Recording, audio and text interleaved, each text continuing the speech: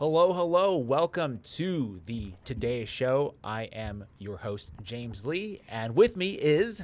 I'm your host, Dani Love. Hello, everybody. Happy Wednesday. I know that, we're not here on a Tuesday or Thursday, but hey, we just felt like we had to join. Plus, we have interviews tomorrow. So different time, different day, but we so appreciate you guys being here with us. Yes, thank you so much for joining, and super excited. Look at this new sign that we have. You guys, I feel like I should do a Vanna White and get up there and do this, but everything else is not secured into the wall. You want to stand up? I mean... Look at that. I'm afraid I'm going to knock something else over. I know. We got the sign going. We got Santa Claus there. We also have our lovely Patreon supporters over here. What else would we need? What else could we need? I don't know, but I feel like it is a miracle that I went and did that and we didn't knock over the Christmas tree, the Santa, or the neon light. Yeah. That's why I didn't want to do it, because the amount of times that me and James have knocked things over that aren't secured on the wall is like, you could sneeze wrong and something could tip over. But anyways, we've got a really, really good show for you guys today. We're going to be talking about, is Nick Fuentes a Fed? And look, there's a lot to go over, but it's kind of, to me, looking like, yeah, he might be compromised. Even though you guys know I think he's hilarious and makes like amazing points, I don't know. We'll get into all of that evidence. We're also going to be talking about the Candace updates and what else. Well, we're going to get into a little bit of Erika Kirk as usual. She's going on her Charlie Kirk Sabbath or Shabbat book tour situation. Some very interesting comments. From the morgue to Barnes & Noble, this woman is everywhere. And also, we're going to be talking, or mostly me, but I'm going to be breaking down the Netflix, Paramount, Warner Brothers Discovery drama that's happening and what that could mean for the future of free speech, censorship, and media. And I do have a little industry inside info on that. Okay. I will not be naming names, but... What? Oh, no, you're not going to name names. I'm not going to name my source. Of course. I mean, why would you name your source? That would be journalistic malpractice if you did. Right. So, but it is juicy, I would say. So anyways, should we start and get into all of this stuff? All right, what are we starting with here? What, Ian versus Nick Fuentes? Where are we going with this? So... yeah. Oh, wait, before we get going, I just want to make a quick announcement, is that this is going to be, unfortunately, the last live show of the year, because next week we have a super cool interview coming up for you guys, and then we actually have a Christmas special that we pre-taped where we're going through all of the various psyops of 2025. That's going to be a really fun episode, and then we will be back New Year's Day live show. Don't know what the world will look like then, but we're gonna be here breaking it down. We're gonna be live on the 1st, and as far as our Christmas show goes, yes, it is light and fun as much as it can be, but there were parts where I feel like it took a dark turn, and then I had to be like, have a holly jolly Christmas. Okay, so yeah, let's get into Nick Fuentes. So obviously Nick Fuentes, to me, is the most platformed, deplatformed person of our time, right? They took him off. He's debanked. He's on the no-fly list, but he's never been arrested. And then he's on Tucker Carlson, Piers Morgan, Patrick Bet-David. He has articles in the New York Times. And so there have been questions going on this week as to whether or not he's a Fed for two reasons. One, Elon Musk is out here saying that he's a Fed because there's a new video circulating of Nick Fuentes at January 6th, and we know that there were undercover feds and Fed informants at January 6th. We know this from the Justice Department. So Elon's commenting on this, and then also Ian Carroll and Nick Fuentes got into like a little beef this week because Nick Fuentes is going on his show and he's just pushing Kash Patel's narrative that, yep, it was Tyler Robinson. He was killed with a 30-06. He was a lone shooter.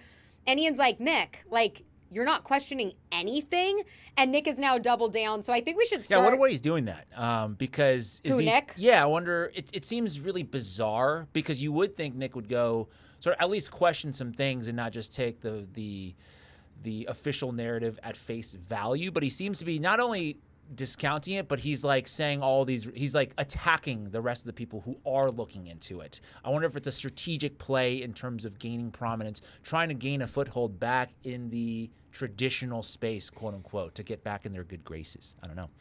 Yeah, it's really interesting because we all know that he has like a serious beef with Candace. He calls it passion. He goes, we just, he can be funny with it.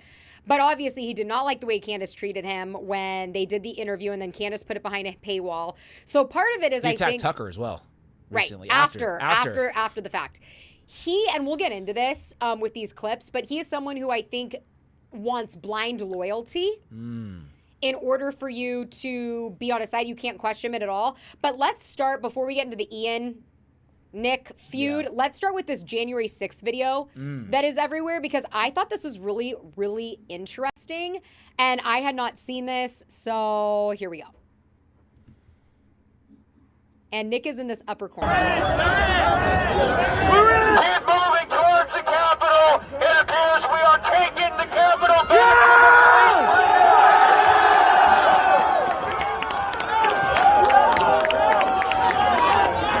Keep marching and don't relax. Never relax.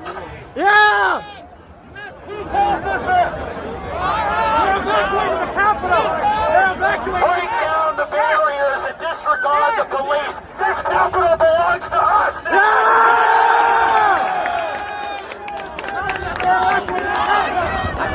They're evacuating the Capitol! They're evacuating the Capitol! They're evacuating!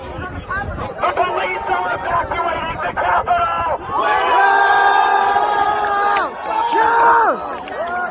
Politicians throw rocks! Scurry out of the people's house!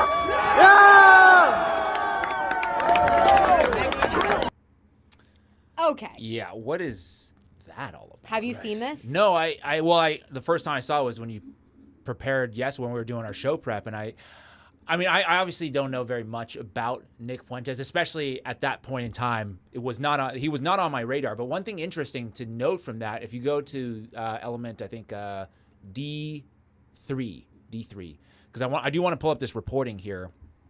Because I think it's very interesting. One of the questions of like whether he's a Fed or not, if you click into that tweet, no, not that one.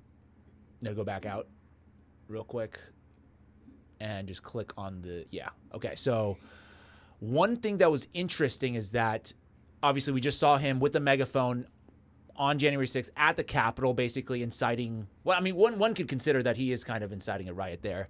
But he was not arrested, which I think was interesting. And this person points out that not long after, Fuentes required the following to attend his America First conference, is that you need to put in your full legal name, no pseudonyms, or you're banned from entry, email address directly tied to your identity, printed order confirmation mailed in, payment only via physical check to a P.O. box, ticket only confirmed after your check clears. So this to me seems like, what, is he trying to gather information of his attendees? Like what's going on here? Oh, interesting. Yeah, I don't know. That's a great question though, and I would definitely think that that's a reasonable conclusion to come to. Right? Because he would be all about online anonymity. You should be able to go to these things without being surveilled and tracked. But now he's saying, if you want to come to my thing, you're going to have to give up all your information, and then where that information goes, I don't know. I would be very reticent to give information out like that, especially, if potentially that information could get to the Fed and then you can be now prosecuted. We know right now Kash Patel, I don't know if you saw this reporting, there was a leaked memo coming out of the DOJ. They're now creating a list of quote unquote extremists. And you're on it. I'm very welcome, but you know what I'm saying? So like, who knows what sources they're trying to create this list from? It could be from this thing. I don't know. Yeah, no, it's really interesting. That's why people think he could be a psyop to like basically infiltrate the movement and then out these people, right? That's kind of what I've been reading online, is that he's a person who goes in, divides the movement, gets people riled up, and then turns over this information. Who knows? But Nick addressed this, and he tweeted this out. He said, I have testified to Congress under oath that I've never spoken to or cooperated with federal law enforcement.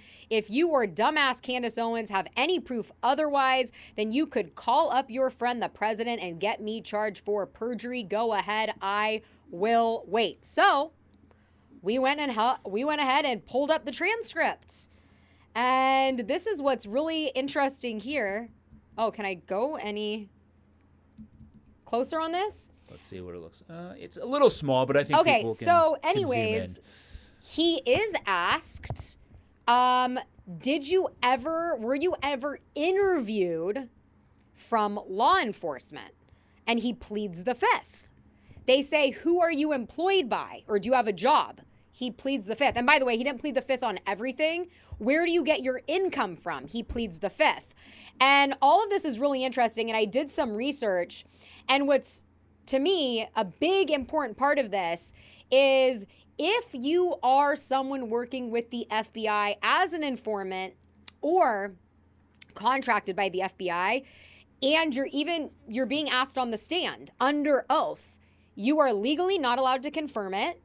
You are trained to deny it, and you are also covered by confidentiality agreements. So him doing this tweet and saying, hey, everybody, go pull up the transcripts is a bunch of nothing. Because even if he was a Fed, they wouldn't be able to ask him those questions. They never asked him, are you an FBI informant? Do you work for the FBI? Because the people deposing him know he wouldn't be able to answer that. And so it's really just like irrelevant. I wonder when we'll get the call. What call? Well, Wheel? No, I hope not. I mean, I think this is what happens is that if a show gets big enough, and Fuentes definitely has a humongous following, the FBI is going to come knocking, and then what's going to happen? I don't know. I'm just pointing out to people, like, because they're like, who can we trust? Who can we trust? And I would always say, trust nobody. Yeah, right? Trust your 100%. own judgment. Listen to a bunch of people. Trust your own judgment. But when it comes to the January 6th video, we know from the Department of Justice that confirmed there were 26 informants there, and other undercover agents wearing plain clothes. And so this is we don't know who they were. And were they there to monitor the situation, or were they there as part of a sort of, I don't know what you call it, but I don't know, I forgot the terminology, but like A setup? A setup. They're infiltrating these groups. Yeah. So I mean, the Department of Justice said that the people, the FBI contractors or informants were there. They were not Agent provocateurs. Sorry, that's the word I was looking for. They were not supposed to go into restricted areas. They were not supposed to go in the Capitol. Some did. So of course, the whole thing all along has been: did the intelligence set up President Trump by provoking people to storm the Capitol? That's always been the counter argument to the insurrection. And as it comes out, we know there was plainclothes FBI informants there. And now, Nick Fuentes is under question for this. And he's trying to pop back saying, well, I was deposed, but he didn't say anything. The FBI did this after 9/11. Well, they've done it many times. And so you're talking about, what are you talking about specifically? I'm talking about 9/11? When the FBI would infiltrate these religious groups or people who were struggling, these like Muslim Americans, and basically get them radicalized and then to do some kind of attack against the United States. And then they would use that, shut it down, but then use it as a pretense to say, look at all these terrorist cells in America. We have to then amp up our surveillance. We have to do more monitoring of people. We need more laws around spying, or we need clearances to do this because look how many people are trying to plot an attack against America. But it was all the genesis of it was all from the FBI going in and radicalizing people who otherwise wouldn't have even done any of this stuff. Well, that's why a lot of people believe that the Biden administration let in so many illegals, and that there were these lines of male illegal immigrants that were coming into the country that were military aged, so that then they could, lay out the narrative that there's going to be a terrorist attack in the United States, and then they would be able to get the United States citizens on board to usher in a surveillance state. Maybe, I think, and so that is not just happening in the United States, that's happening in the UK and other countries in Europe. And so there's a lot of people that believe that that is exactly what you're saying, purposely done, right, to create these situations. And maybe it's a false flag, right? But then they can blame it on, you shouldn't have left the borders open. We need to usher in a surveillance state so that we can make sure we know who everybody is. And if they're not a citizen of this country, we're going to get them out. But it's just like in the UK, how they're doing digital IDs now for people that are 13 years old. They don't really care about the immigration situation. They're using that as a guise to usher in the surveillance state. What they want is to make sure they can track each and every person. Well, I think both parties sort of want a surveillance state. I think they're pretty much in line with that. I do think maybe on top of that, there's another. I mean, for me, I think the opening of the borders is, from the Democrat perspective, is probably more. I think, at least to me, it's more to do with the demographic shift. They think that these people will vote for them in future elections, so they're trying to set up some kind of electoral advantage. There's a lot of different reasons that it could be, and I'm not saying that it's Democrat or Republican, because I think that they're all I think they're all part of the club and we're not in it. So if the Biden administration lets them in, then it makes perfect way for Trump to come in and usher in the surveillance state. It's not this way or that way or whatever. So, So it could be more than one thing can be true at the same time. But back to Nick Fuentes. Okay. There is this account or this company, NCRI. Which I don't trust at all, by the way. Either does Nick Fuentes. Okay. And he brings this up, and I'm going to push that up there too. But they're saying that 50% of Nick Fuentes' retweets came from countries that are hubs for low-cost engagement farming. Okay? So that's what they're claiming. New York Post picked up this article. They did it, right? And Nick Fuentes, of course, came back and he said, this might be it, that he doesn't trust them at all. He did. He said an organization called NCRI published a report today claiming with zero proof that my engagement on X is botted. This is the same group that said Christ is King is anti-Semitic, and they are partnered with the ADL, Soros's Open Society, and the UN. Just another Matrix attack. It's quite possible. I mean, we do know that there are these bot accounts that are in Nigeria or whatever. It was exposed a couple weeks ago with the X notification of where people's accounts are based. But just to give people background on this NCRI group, this is the research arm, I think, at Rutgers University, but they're heavily funded by Zionists and pro-Israel billionaires and these types of people. And they were actually the ones, when TikTok was being banned, they were the ones that came up with that statistic that Nikki Haley cited, that every 15 minutes or every 30 minutes you're on TikTok, you become more like 61% more anti. I can't remember the number, but do you remember her saying that? Like, you become more anti-Semitic the more you're on TikTok. They were the ones that came up with this statistic. So I am kind of with Nick here in that you can't really trust what this group puts out, because a lot of the data is somewhat manipulated. No, and that's why it's so hard to figure out if he's compromised. And we know that somebody went to his house last year and tried to kill him. So, And I think he's talked about it. He's like, I haven't heard anything about that. Like, we don't know what that was all about. Never got a follow-up. I mean, they killed the guy. Right, but I feel like as the person, if I were Nick, I'd be like, who was this guy? Was he tied to any other groups? Like, who told him to be there? Was this really a lone shooter? Was there something more here? Like, what the hell happened? Yeah. So this is one part of why people are thinking he might be a Fed, is because of the January 6th stuff. And now we'll get into the Nick Fuentes, Ian Carroll feud that is going on. This is a clip from Ian Carroll's show. So yeah, this is in regards to... And I saw Ian Carroll... This is in regards to, like we said, Nick basically buying into the Kash Patel narrative. And Ian's like, have you seen any of the evidence, right? If you were to look at the evidence, because I think before this, Nick was out there saying, people are making all these claims with zero evidence. Where is the evidence that Israel killed Charlie Kirk? You guys have shown nothing. And Ian's kind of pushing back, saying, no, there's actually evidence. Well, I wouldn't say that there's evidence that Israel killed Charlie Kirk, but I think there's evidence that shows that it wasn't a lone gunman, and it certainly wasn't a 30-06. Well, I think there's evidence. Yeah, I think there's no evidence that ties directly, like, oh, there was a Mossad agent here or there, whatever. Yeah. But there is evidence of a motivation, right? With all those text messages coming out saying, I'm going to abandon or Charlie saying, I'm going to abandon the pro-Israel cause. These donors are super, unreasonable, things like those motivations have been established. Yeah, and you could. And come also, up there with, was the thing too with Harrison Smith, as well as Max Blumenthal, coming out and saying about a month before he died, Charlie was out there openly saying that, wow, if I go against Israel, they might kill me. Yeah, and we now know from Candace's episode yesterday or the day before, she said that one of his security guards, not Brian Harple, but who's the other guy? Dan Flood, that he texted Dan Flood the night before UVU and said they're going to try to murder me tomorrow, which we're going to get into all of that. And by the way, those people are still employed by TPUSA. I would think that this kind of event should trigger some kind of termination. Like, you really fucked this one up. I mean, or did they?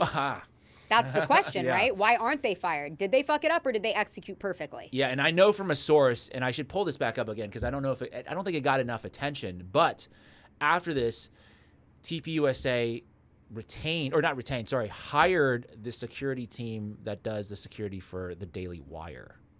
Interesting. Yeah. Yeah, there was something else with the Daily Wire. But okay, anyways. There's a lot of things with the Daily Wire, okay? Yeah, but I think directly with Erika Kirk and doing this book promotion. Okay. But anyways, let's get into this. So, yes. Nick went on a couple podcasts and said he believes it's Tyler Robinson. People just need to let it go, and this is kind of the back and the forth. And I saw Ian Carroll came out today on a live stream pleading with me to join in on the conspiracy. If you think that, I feel sorry for you. Because you are retarded. Actually, Nick, I wasn't pleading with you to join in on anything. I was asking or encouraging you to clarify your position on this whole thing. And oh boy, did you clarify it. And I suppose the only way that I can put it is that you clarified that you stand firmly with the Fed slop narrative that Tyler Robinson is the guy.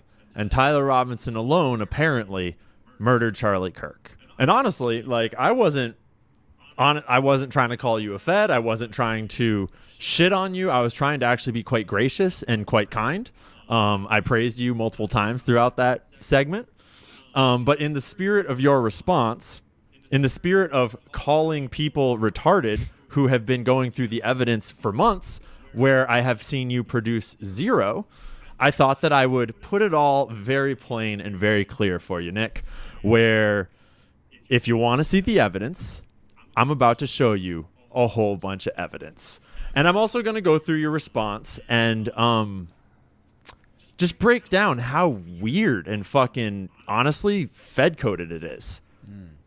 Your response read a lot like a Snopes article, and it was very uncomfortable to watch because I was not expecting it to be quite that. So, wait, pause real quick. I just real wanna, quick, because this is the internet. He's going to go. We'll to the start evidence with in a second, but I do want to clarify exactly. So, like, Fed coded, what that means a little. I think what he was referring to is, when you see mainstream media, when they set up a piece, when they introduce somebody, they'll typically add on some kind of descriptor for this person. So they'll go, Ian Carroll, a conspiracy theorist, or Nick Fuentes, super ultra-right, MAGA extremist, anti-Semite, something like that. And then, you know, if they introduce you, they might say, oh, a super big 10-head, you know, conspiracy theorist. So, like, that automatically telegraphs to the audience, oh, this is somebody who's like kind of on the fringe. Don't listen to this person. Right. Versus, they try to delegitimize what it is you're saying. So they want to take the focus off of the information, because all of those descriptors have nothing to do with the information being presented. Right. But he's also gone on to ask if Nick Fuentes has flipped and is compromised. And Nick Fuentes last night. Wait, was there more to that clip that we? Yeah, but it's just evident. We gotta go through the evidence. Well, it's very short. It doesn't go into the actual evidence. Oh, it doesn't go into the actual. So Nick to Ian last night on his show starts reading his text messages from Ian. Oh. So Juicy. Nick is pissed. Oh. Nick is pissed. Here we go. I haven't seen this. Okay. You're disingenuous, but genuinely, when was the last time someone told their audience to get involved in politics? Not just voting, but taking the helm. At this point, I'm convinced that Ian is an operative. Ian is pro RFK Jr. He said he defended Eric Prince repeatedly, defended the Gaza deal. He's on Joe Rogan with this Kabbalah bracelet. You want to know why I think that? It's because I was talking to him and he was treating me like a robot. Because I texted Ian Carroll the other day and I said, you know what, man, fuck you. I said, I defended you. I said, when everybody was calling you an operative because of your Kabbalah bracelet and whatever, I said, I defended you. I said, and this is how you repay me. We disagree and now you call me a fed. That's your go-to. It's not, I disagree with him or I don't understand his position. It's, oh, he's a fed. I said, you're a traitor. And he just wouldn't. He's like, just talking right past me. He's like, well, this isn't about you or me. This is about Charlie and blah, blah, blah. I'm like, no, it's about me because you're calling me a fed and you're a traitor. I'll read it to you. Ooh. These people, like, something's not right with these people. I don't know what it is, but something's not right. I'll read you the conversation. And it was a very weird conversation. So I texted him. I said, you are a really disloyal person. I went to bat for you when people were calling you a fed. Now because I disagree with you, you attack my credibility? Fuck you. He texted me. He said, watch the video. You're way out over your skis, man. Blatantly wrong, and it's hurting your credibility whether I point it out or not. Whether I point it out. Okay, but you're not attacking my credibility. You're calling me a fed. Go rewatch your live stream segment about me. Did you think I wasn't going to respond? You asked for evidence, so I produced it. I said, you are saying, has Fuentes flipped? Disagree all you want, but insinuating I work for Israel or the FBI, you are a total piece of shit.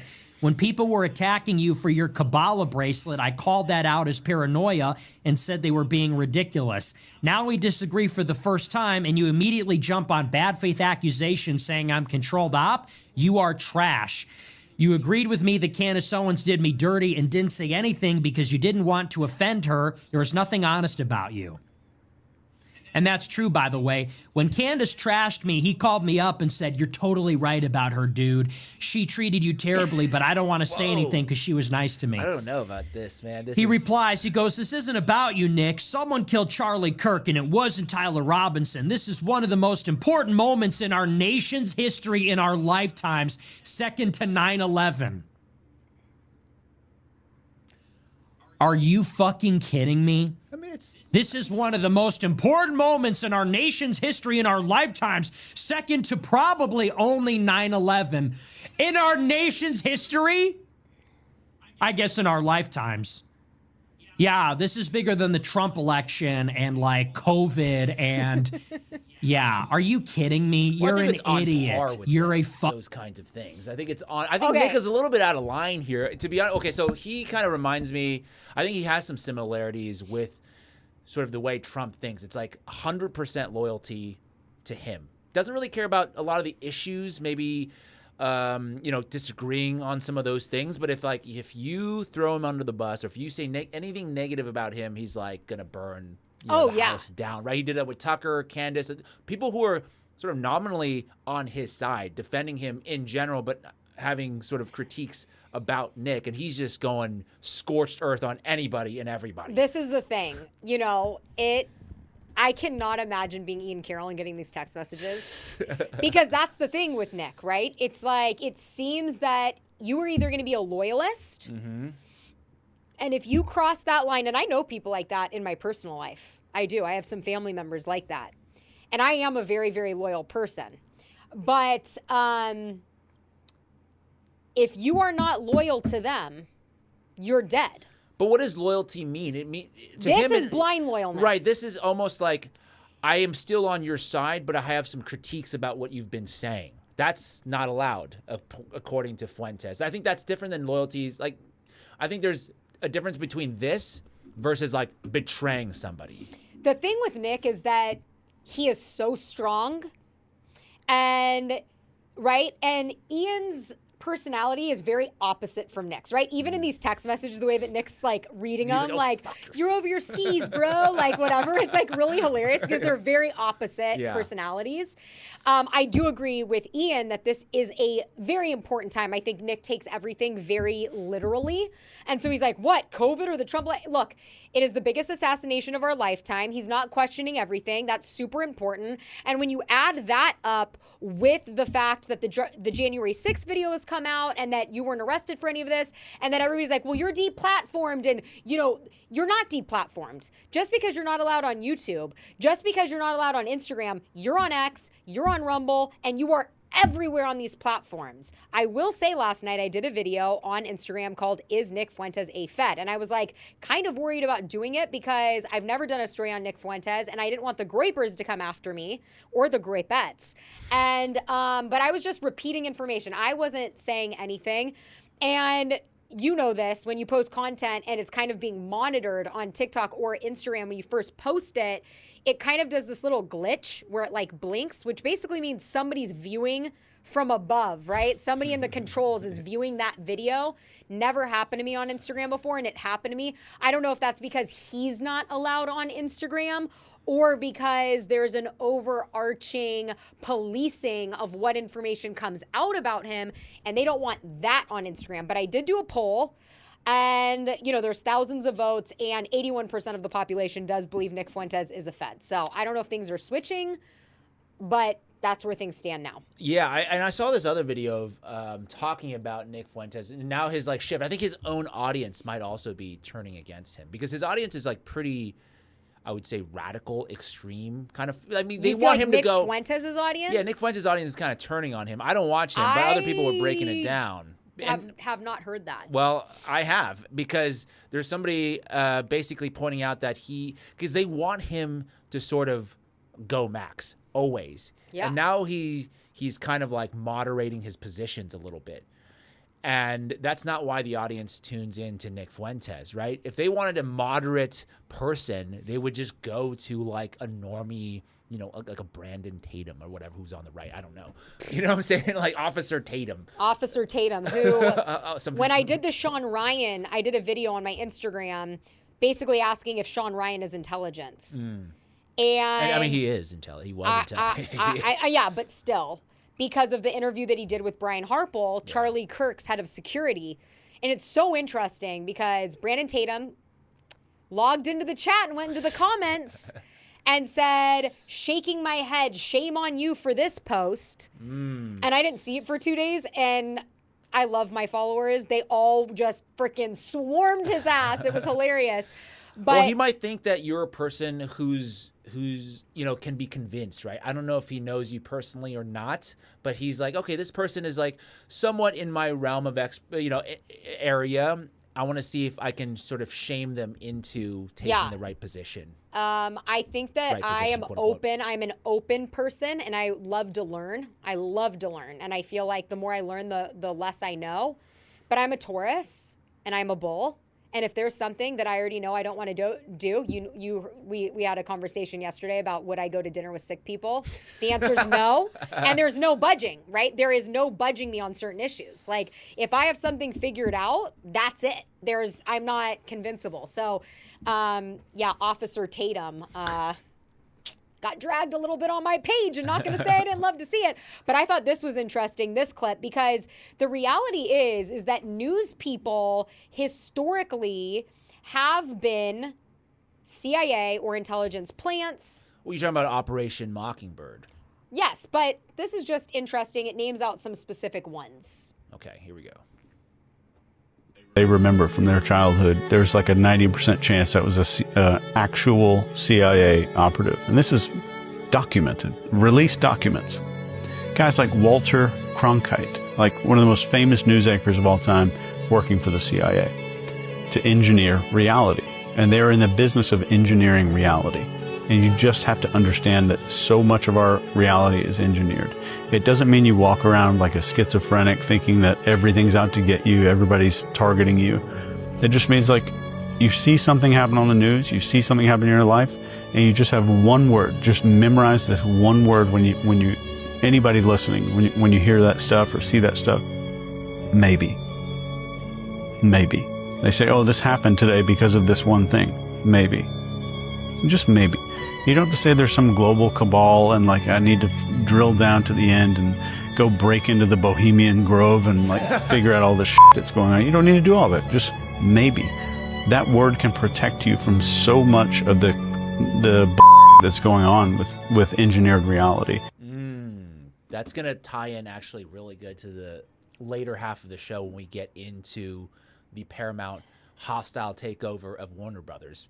Because a lot of this is like, you should absolutely question, no matter the source, no matter if you love myself, Dani, you should absolutely question everything. Say maybe to what it is that we are saying. Always say maybe. Always take that second, that extra step to ask the next follow-up question. Don't just take us at our word. That's what, at least for me, I'm speaking for myself, I guess. No, I 100% agree. People have said in the comments, like, you could be a Fed. I could, right? So there you go. You should just question everything that I say. I'm not, by the way, just for the record. But it doesn't matter. The record doesn't matter because you're not even allowed to say. Right. We already learned that. But I do think you have to, like, pay attention, like, over time, right? Yes. As people get bigger, there could be a time where somebody becomes threatened or blackmailed, which, by the way, at the end of that Nick Fuentes, Ian Carroll clip, we cut it. But Carroll says to Fuentes, like, bro, if you're being blackmailed, like, I get it, da-da-da. He brings up those points. And that's just the reality of, being independent in this space is eventually people might try to get to you. They might try, they're going to try to co-opt you no matter who you are if you get to a certain size. And the goal of the independent media space, at least for me, is to create so many people, to welcome more and more people to create their own videos, right? We're citing videos from whoever. You're like, oh, that's not a credible source. And I'm like, I don't care. The information seems pretty good. And the more people that are posting things online doing their own research, the harder it is to sort of control the narrative. Because let's say they capture you, they capture me, but there's other people out there that are also putting stuff up. You can't capture everybody. That's the whole point. Before, when there was like a very centralized distribution of media where there's like 3 channels and then it went to cable, all of these things, it's really easy to capture people. Let me ask you a question. Yeah. Because I just thought of this just now. But I feel like for me, I would just completely get off of everything. Because my word means so much to me. I would just, instead of saying a narrative that somebody wanted me to say, I would say nothing at all. Like if I was being threatened or blackmailed, my family's like whatever was in danger, but I would never work for the other team. Well, so that's what some people choose to do. If you notice, for example, an issue like Israel, there's a lot of people that just don't talk about it. But what would you do is what I'm saying. If I was like forced to, if I was like blackmailed and said you can never do this again? Yeah. I mean, I would just probably quit the game. That's what I'm saying. So would I. Yeah. Because to me, at the end of the day, it's like I you know what? It's not worth the things that really matter at the end of the day, right? True. But for example, I care about telling the truth. I care about asking That's what I'm saying. questions. I would never. That's my point. Is like I would never, and I think that's what Charlie Kirk's whole. I think that's the whole crux with Charlie Kirk, right? Is that especially in my opinion, if you have like a religious belief or a spiritual belief, you believe it's God or the universe or whatever, and there is like right and wrong, there is truth and light, and there is evil and darkness, you will never make that deal with the devil because it's just not worth it in the end. And I think that's where Charlie was coming from in a lot of what he was questioning in the last days of his life. That's what I'm saying. He's like, I don't know if I want to take this money. First of all, he's like, I don't really need that money now at this point. Right. But those are the people that have been funding him forever. So it's like if you're taking mafia money and you decide to gain a conscience and go a different direction, it's very, very difficult to do. But we have to remember he was 31. And so when he died, he was 17. Yeah. When he got his first influx of cash. So to me, I can say, look, they found a super bright kid that was, photographic memory and well-spoken and conservative. And I feel like from an outsider's point of view, what a better opportunity than to groom somebody. And so if he's coming to the conclusion at 30, hey, wait, maybe I was wrong here.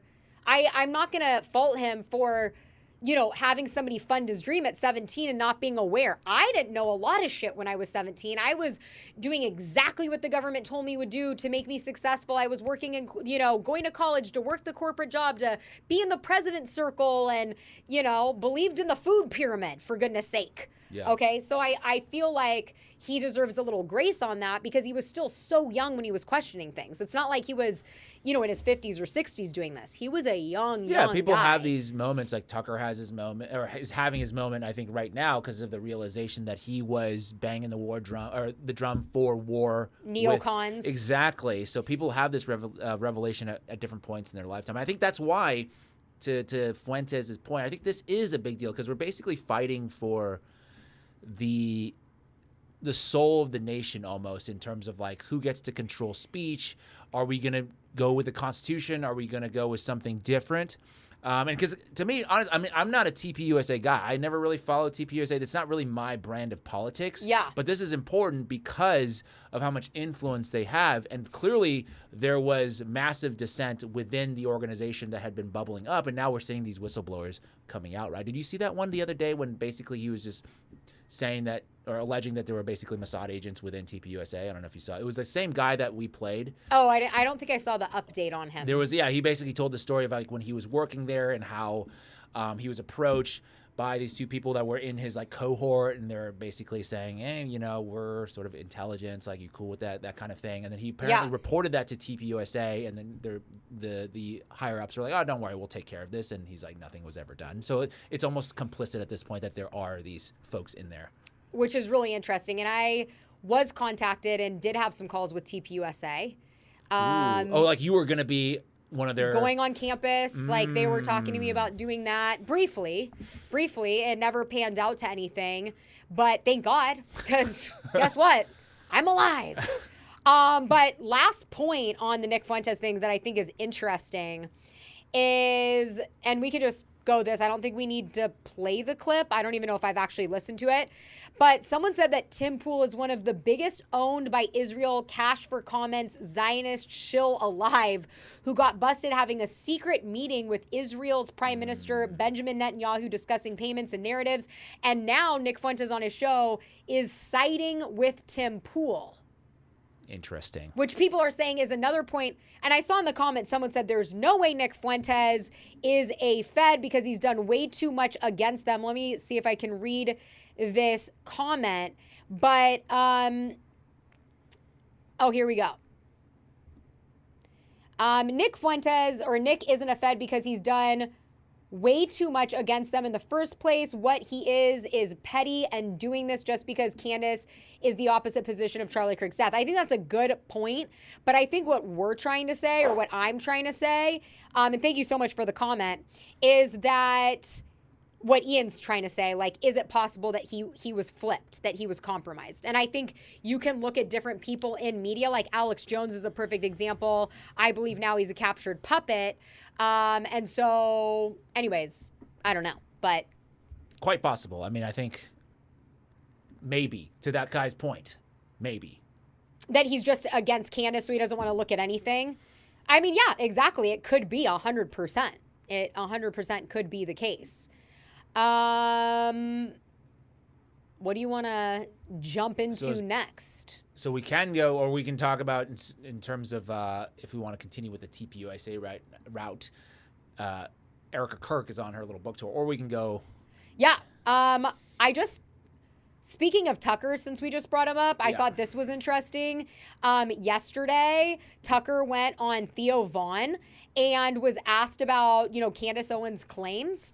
And first of all, I love Theo Vaughn and his show. And I thought it was really interesting and telling what Tucker Carlson said, specifically about the Egyptian planes. So this is hot off the press, guys. Let's watch this.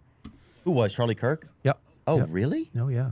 Oh, I didn't know that. And I love his wife and know his wife well. And so I feel emotional about it. So, I just haven't wanted everything to do with it. But I will say a couple of things.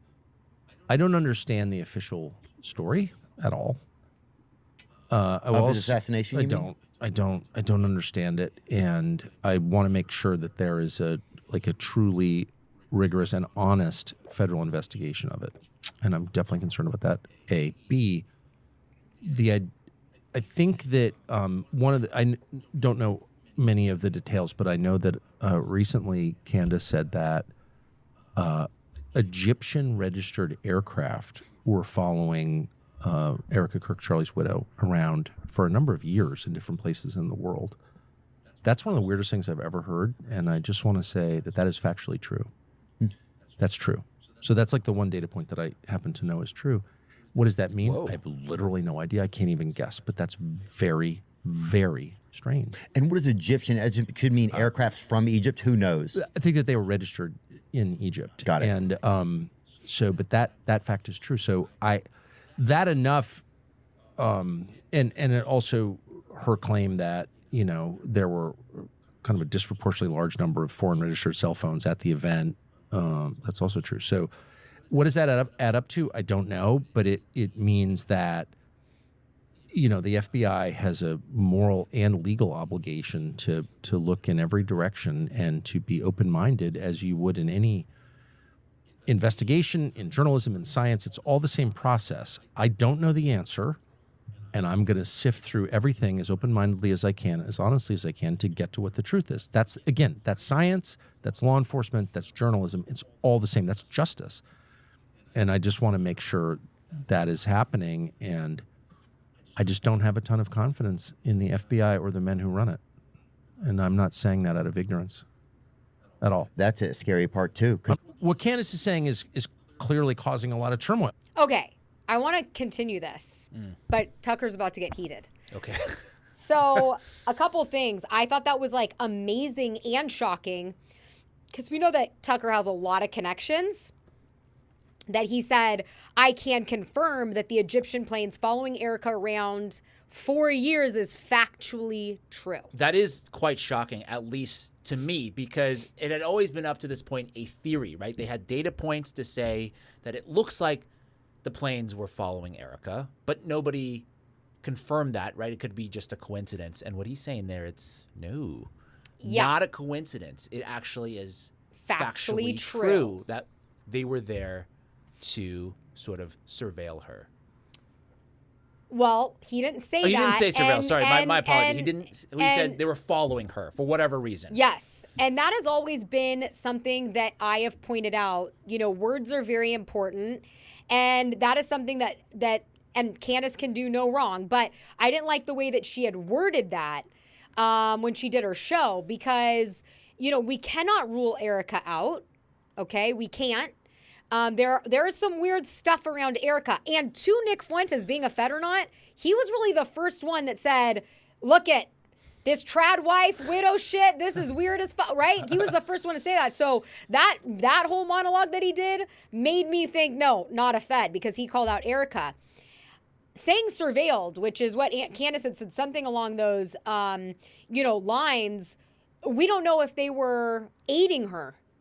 We don't know what those planes were doing. All we know is that on 76 occasions, and that's all that Candace has been able to dig up, and the online sleuths have been able to dig up, is that on 76 occasions, the Egyptian military planes that were at UVU the day that Charlie Kirk was assassinated had followed her, trailed her to the exact same locations, including international locations.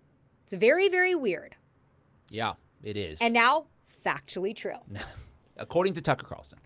And Now always, say maybe to those situations. I also want to just bring up the last thing that he just said, which I might rewind a little bit, where he says, I don't have a lot of confidence in the guys that are running the FBI. Who does at this point? If anybody says, I have full confidence in Kash Patel, I mean, you could just kind of write them off at this point. 100%. But he also says that he has intel as to why he can't. He doesn't. He says Tucker's CIA, obviously, Another Fed. No, but listen. I think I went back far enough. And I just don't have a ton of confidence part right here. in the FBI or the men who run it. And I'm not saying that out of ignorance. Out of ignorance. At all. That's a scary part, too. What Candace is saying is clearly causing a lot of turmoil. Is it true or not? I can't assess it. I'm not the FBI. I'm a freaking podcaster, but I do know how the system works, and it's really simple. The FBI has this case, and of course the state of Utah. It's their job to not only find out what happened, present it to the public in a way that restores some confidence that you can like have justice in this country, that we have functioning law enforcement. I don't have confidence in that because there's a lot of evidence that we don't have that. So restore confidence by being honest and telling a story that makes sense. So why, and if they don't do that, and they haven't done that, they have not done that, how can you be mad at Candace Owens or anyone else for filling a vacuum that they left? Yeah. Well, Candace is okay. No. The people with the authority are the ones responsible, and they're the ones who should be held responsible when there's a failure. Not some podcaster, not me, not you, not Candace, the people whose job it is. And their default assumption was we acted alone. Really? Why do you think that? What about life suggests that people typically act alone? When was the last time you acted alone in anything? I don't go, right? So A. B, we know that people had foreknowledge of this because they posted about it on X. Also weird. And said Charlie Kirk is going to be killed on this date, and he was. Is that true? Yes, it's true. But were they just guessing? Was it a guessing thing or And they every didn't day they say posted it? Maybe. that Have those people a been specific date? From my understanding, it was about a month before, and I just brought this up like 15 minutes ago, that Charlie had told his closest friends that he was afraid that this could happen, and was reported about a month before the assassination. Well, he what is he referring to? You'll see. He clarifies it right here. Oh, okay. He does. Okay. Have they been hauled into FBI HQ and had a long conversation with how they knew that? Like, let's get really specific. Why did you post that? Who have you talked to? Like, if I were doing this investigation, because I spent my whole life doing non-criminal investigations called journalism, like, what do we know is true? How do we find out? Call everybody. Be open-minded. It's like it's the same process. If I was doing this investigation, they would be at the very top of the list. We know, because we've got public postings on Twitter, that people know, just like on 9/11. We know people bet against American Airlines and the banks that were in the World Trade Centers. They shorted those stocks. Those people clearly had foreknowledge of 9/11. Who were those people? We still don't know. So I would start there. But so you're saying that just the fact that there could possibly be some foreknowledge should be Well, investigated? there was foreknowledge because I saw the tweet. So here are some of the tweets. As you can see in the bottom right-hand corner, September 10th will be a very interesting day. Charlie Kirk is coming to my college tomorrow, and I really hope someone evaporates him literally. Let's just say something big will happen tomorrow. So there was a few of these. Well, eviscerate might be evaporates him. So I guess now. Are we back? Hold on. You guys, yes, we're back. You guys, they shut us down. Can you see us? Well, I think the show get evaporated. Oh my God. So I think I'm back. Am I back? Okay, you're not back though. Okay, hold on. Let me see if I could restore your camera here. The most important one, ladies and gentlemen. Wow. Yeah, very weird that happened at that exact moment in time. And I was going to bring up the point while my camera's being fixed. You guys, that was so weird. What a coincidence, you guys are saying. Oh, I thought it was just me. Ha. What? Oh, you need the mouse? I needed the mouse because I wanted to see these comments. Anyways, that was super, super, super weird. Oh, we got a situation here. All right, so. Dani, need more Dani. Yeah, I second that. We're trying to figure this out. That was super weird, the timing of that. Keep chatting. You said when keeping it real goes really, really wrong. You guys are definitely being watched. Yeah. I don't know. Something strange is going on. I mean, the crazy thing is like, if we're being watched, we have so few subscribers so far. So yes, it is blurry. We're trying to figure that out right now. There's James. I don't know why I'm blurry. Yeah, well, let me try. We might have to take the camera off. But what I was going to say, getting back into the show, is that let's not also forget that Josh Hammer, now we have another error. That Josh Hammer, of course, had, pulled up that tweet from Donald Trump from 2013 and had also said that, yes, we need public executions. So you have all of these tweets, which are super weird. And maybe you just put this screen on so it's not looking at a blur. Yeah. Okay, here we go. So we have all of these tweets, plus we have that Josh Hammer tweet, which is super, super weird. We are under attack. I agree. You guys, thank you for bearing with us right now as we go through this. I think while James fixes it, I'm going to play the rest of the Tucker Carlson clip so you guys can at least watch that. And then hopefully in a minute and 20 seconds, we'll have this resumed. Here we go. Tweets. And so there were, I saw at least two that said, you know, everything's going to change when Charlie Kirk gets to the college in Utah.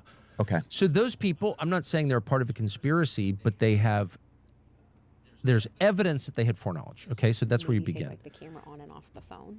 And then I could go on. Like, tell me how this guy who seemed normal became a radical trans furry murderer? I just mean, like, It's not enough to tell me, oh, trans. I'm not pro-trans, by the way. But was that the guy or his boyfriend? Well, exactly right. Tell me how this guy became so radicalized that he murdered a stranger. I'm not saying it didn't happen. I'm saying I want an explanation for how it happened. Why wouldn't I? I agree. Why do people like Candace so much? She's an amazing broadcaster, yes, because they sense in her she might be wrong. Is she lying to me? Not on purpose. They sense the purity of her intent. That's the truth. And I can say, as someone who's dealt with government officials my whole life, can't you just, like, take it off? I'm not vouching for everything Candace claims. I don't even know a lot of what she claims because I'm working on other stuff, and it makes me sad also. But the point is, do I trust Candace more than I trust your average DOJ official? Are you joking? It's not even close, dude. Yeah. Okay, so you still can't see me. I don't know if we're going to be able to resume my face. Maybe I'll just get, like, really close to you and pull my microphone over and we'll just be in your screen. That, we might have to do that. We're getting cozy. Because that camera I think what Tucker said at the end here is really important. I think that people are really, you know, loving what Candace is saying because she's the only one that is, like, kind of reporting any sort of truth whatsoever. Pull me over. Oh, watch out. The Christmas tree's going to fall on me. You guys. Okay, here we are. And now you can see what a shorty I am. Where's the mouse? Okay. So anyways, I think that Tucker's right. I think the reason that Candace is getting so much support is because she might not have it right all the time, but you can tell that she's honest and at least she's looking at everybody versus the FBI that's just, like, not looking at anything. Possible. Yeah, no, so, like, sorry, I'm getting back in from my troubleshooting mode back into podcast And now I'm so mode. happy because I'll never be off screen. Okay, so where were we here? We were just the Tucker bringing up the tweets. Then our show got okay, so cut I do want to down. say it's, like, actually quite insane that's when everything went to absolute shit, was when we're, like, actually revealing something that's possibly super insane foreknowledge, people having foreknowledge of Charlie Kirk's assassination, posting about it a day or two beforehand. Yeah, it is insane. And then again, I was, like, trying to scramble and bring up the Josh Hammer thing, which is also very weird. What's the Josh Hammer thing? Remember, he, like, pulled up a tweet from 2013 of yes, Donald Trump. Yes. And he said, I believe in public executions. That's super weird as well. So anyways, I love Theo Vaughn, and I thought Tucker Carlson standing up for Candace was amazing and just, like, painting that picture. Also because he says at the very beginning that he knows Erika well. And he basically is like, you know, he feels, like, badly about the situation. So imagine, like, if you're in that situation, that puts him in a really tough spot. Because it's like, oh, well, I know this person personally, but also you can't deny the evidence. That'd be like if, you know, someone you and I knew was being questioned and you're like, well, no, I know that person on a personal level. There's no way they're such a good person. But you see all this evidence. Oh, well, they were being, you know, they had an Egyptian plane following them 76 times. I'd be like, well, maybe I don't know them as well as I thought. Right. It does put it into question. So. Yeah. Are you back? Tricky. Okay, no, I just want to try one last thing. No, let's just forget it. No, you get too technical. I think I figured out a way to fix this. No, we gotta continue on. This is fine. I knew you were not. You got to get back in the conversation. I know, but I feel like No, okay. you're fine. No we're more, fine. We're no both more fine. troubleshooting. No, okay, fine. we're going. All right. Erika's book tour. Erika's book tour. Let's hear. Okay, so she said some. Is this the thing where you posted a video yesterday about her lying, or maybe caught in a lie? I just thought it was interesting that she was on Megyn Kelly a few weeks ago, and we played this clip in a different show. I actually might be able to pull it up. And Erika basically says that, she listened to, or she read the book, and, he had been working on it forever, and it was so amazing. And Megyn Kelly says, like, oh, did he write it in its entirety? And she says, yes. And then she's like, did you get to read it? And she says, yes. And then she went on, what's his name, on Fox, Hannity, and she said, well, I got to read it all except for the last few pages. And I was just pointing out the fact that I think that is just maybe an interesting slip up. It might mean nothing, right? She might just have left that part out. Or it might be a situation where we caught her in a mini lie. Mm-hmm. And so here's the part from Megyn Kelly. In the top right-hand corner. What is that? I don't know. Yeah. Here is Megyn Kelly. Let's listen to this little part. That seriously, that time to rest seriously. And I just can't help but think everything, and to go to your point of signs, I don't think anything is by coincidence, but to have this be his last book and to him totally master what it means to rest with the Lord, it's all full circle now, because it's the ultimate Sabbath where he is right now in heaven. When did you get to read it? When? Yeah. As much as I can, driving into the office or... No, but I mean, was it written in its entirety before Charlie died? Yes. It was. Okay. Yes, it was. He finished writing this, I believe, in June or July of this year. So you had read it. Mm-hmm. And but to read it in a book format and not an email format that he would send me is... something. Night and day difference, yeah. What are the pages that are... Okay, that's all we need to see. Well, all of them are amazing. That's all we need to see for this. Okay? And she says, did he write it in its entirety? And she says, yes. Mm-hmm. And then Megyn Kelly said, did you get to read it? And she says, yes. Okay. So now jumping forward to to Erika on Sean Hannity, she says she's read it except for the last few pages. This is maybe nothing to many people, but let's just watch this, and here we go. I mean, he's 31 years old, and that's way more profound than I think anything I could say. He did not just write this book, he lived it.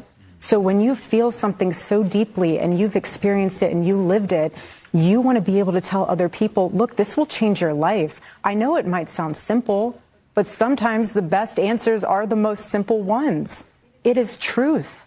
And he, again, our whole team knew on days where he didn't get a full Sabbath and did, because he just was so locked in, and he just, again, was the most incredible man. But this just took him to a whole new level. And it was in a way where you would look at him and be like, whatever you're doing, I want to do.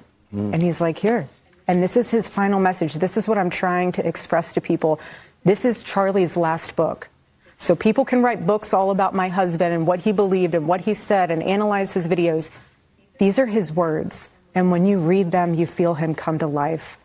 It's powerful. It is very powerful. And it really caused me, as I read it, again, I read the whole thing, and I'll be honest, I can't read the last few pages. I'm not there yet. It's just emotionally, because once this book is done, it's done. Of course. Yeah. I mean, everybody thinks we should all mourn a certain way. Right. Okay, well, until you walk a mile in someone else's, we're human. Okay. So you're saying that she lied there, basically. Well, I mean, by omission, maybe, and maybe it's not a big deal at all to most people, but to me, I just thought, you know, Megyn Kelly specifically asked you, did he write it in its entirety? Did you read it in its entirety? And you said yes, yes. You said yes many times. You read it all the time. I mean, and then look who posts this. Andrew Colvett posting the narrative that Here, let me stop in the name of God, because once she does, his words to her and to the world, it will be over. They're now pushing this narrative that she just, and I think it's because they need to push the narrative that she is a grieving woman. And I wish I would have said this on my story, because I didn't. I left that out. But it's like, you see her she's on a book tour. You see her, she's barely pausing. She's the CEO of TPUSA. 2 weeks ago, she wasn't getting as much flack for like being, you know, the way she was grieving. But now lately, you know, you see dinners, they're doing fundraisers, and you see dinners and she's with her donors and they're like taking pictures with the Trump thumbs up and stuff. And people are like, you know, doing these memes where they say, Erika Kirk grieving, and it's like she's coming out with a marching band and stuff. And so I think that this is a effort, a PR stunt, to be like, she is grieving in her own way. She can't even finish the book. But I think it's a very, very small detail that proves that she may have told a small lie. And the whole reason in saying that is Albert Einstein has like a famous quote about this. If you can lie about something small, you can lie about big things, and you cannot be trusted with the big things. And knowing that TPUSA is under a microscope because of Candace Owens as to whether or not TPUSA had any involvement with Charlie Kirk's murder, you have to take all of these little things into account because they do matter. Yeah. That's it. Well, so, I mean, I've always found her to be a little bit sketchy, right? And disingenuous. I wanted to give her the benefit of the doubt, and I still, you know, for the most part have, but I think there's something there's something wrong here with her. I mean, I think she's been groomed to be in this position. I mean, if I could say it like that. I think there's something fake about this whole thing. I mean, TPUSA had always, you know, they're an organization that's propped up by big money. And whenever you have the big money going on, the people leading it, they're more like puppets. They're not genuine people. That's what I think. Yeah. Here, let's get you in the screen. And a lot of people feel... There we go. Look at that. I don't know if my microphone goes that way. A lot of people... barely. Yeah. A lot of people You don't need that mic that close. You know what? This guy right here, like, let me live.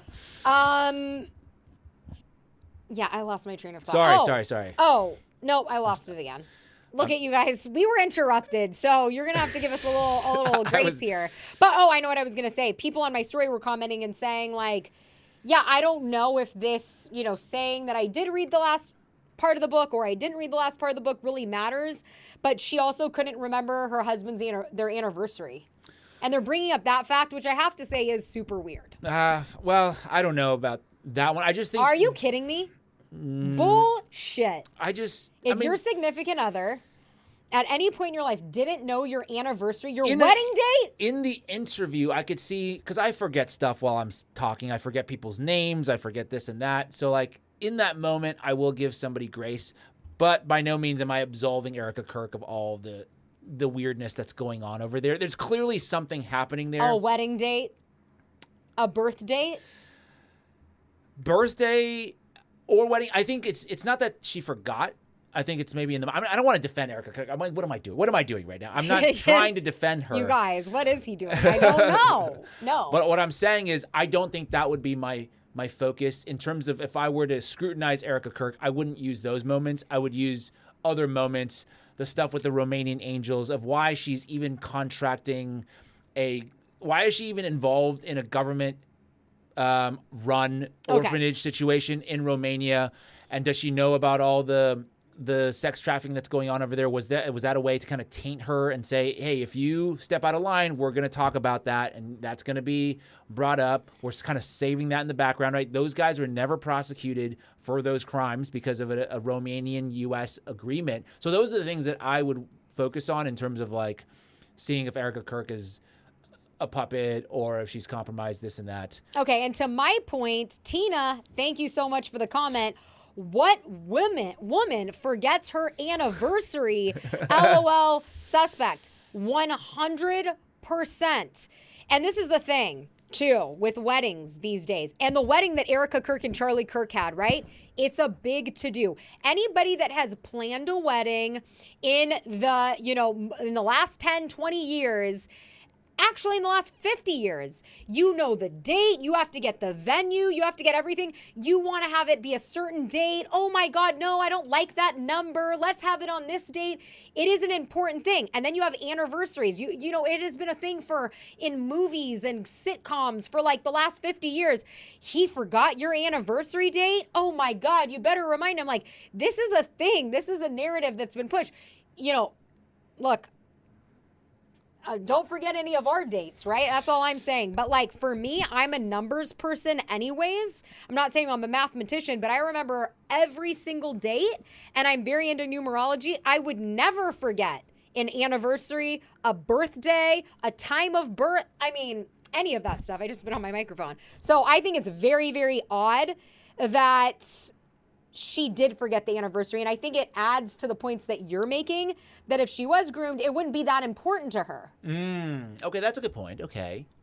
Because if you are really in love and you're going to marry somebody, that is a sacred date. And you will celebrate it every single year. And it is very meaningful and very important. So. Okay, fair enough. I think that's a good point, that it could be a wedding or a marriage that is sort of set up. I mean, who knows? But who knows? Allegedly. I would never forget, right?